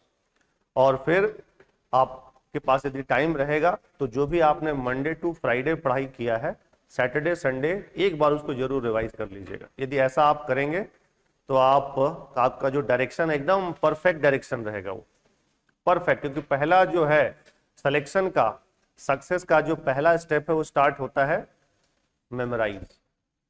याद रहेगा तभी आप आंसर राइटिंग अच्छे से कर पाएंगे, तभी आपके प्रॉब्लम्स निकलने के चांसेस ज्यादा है. तो बाद में याद रखने वाला काम नहीं करना है अभी से, नहीं तो बाद में फिर हो जाएगा बर्डन. फिर आप मेरे से पूछेंगे कि सर कुछ इंपॉर्टेंट क्वेश्चन बता दीजिए.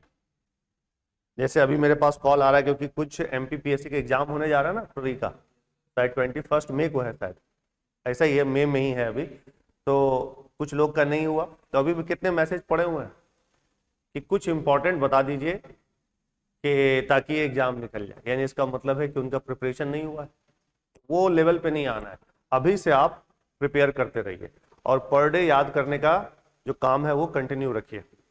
और उसके बाद फिर हम लोग आंसर राइटिंग पे 1-2 दिन में आ जाएंगे.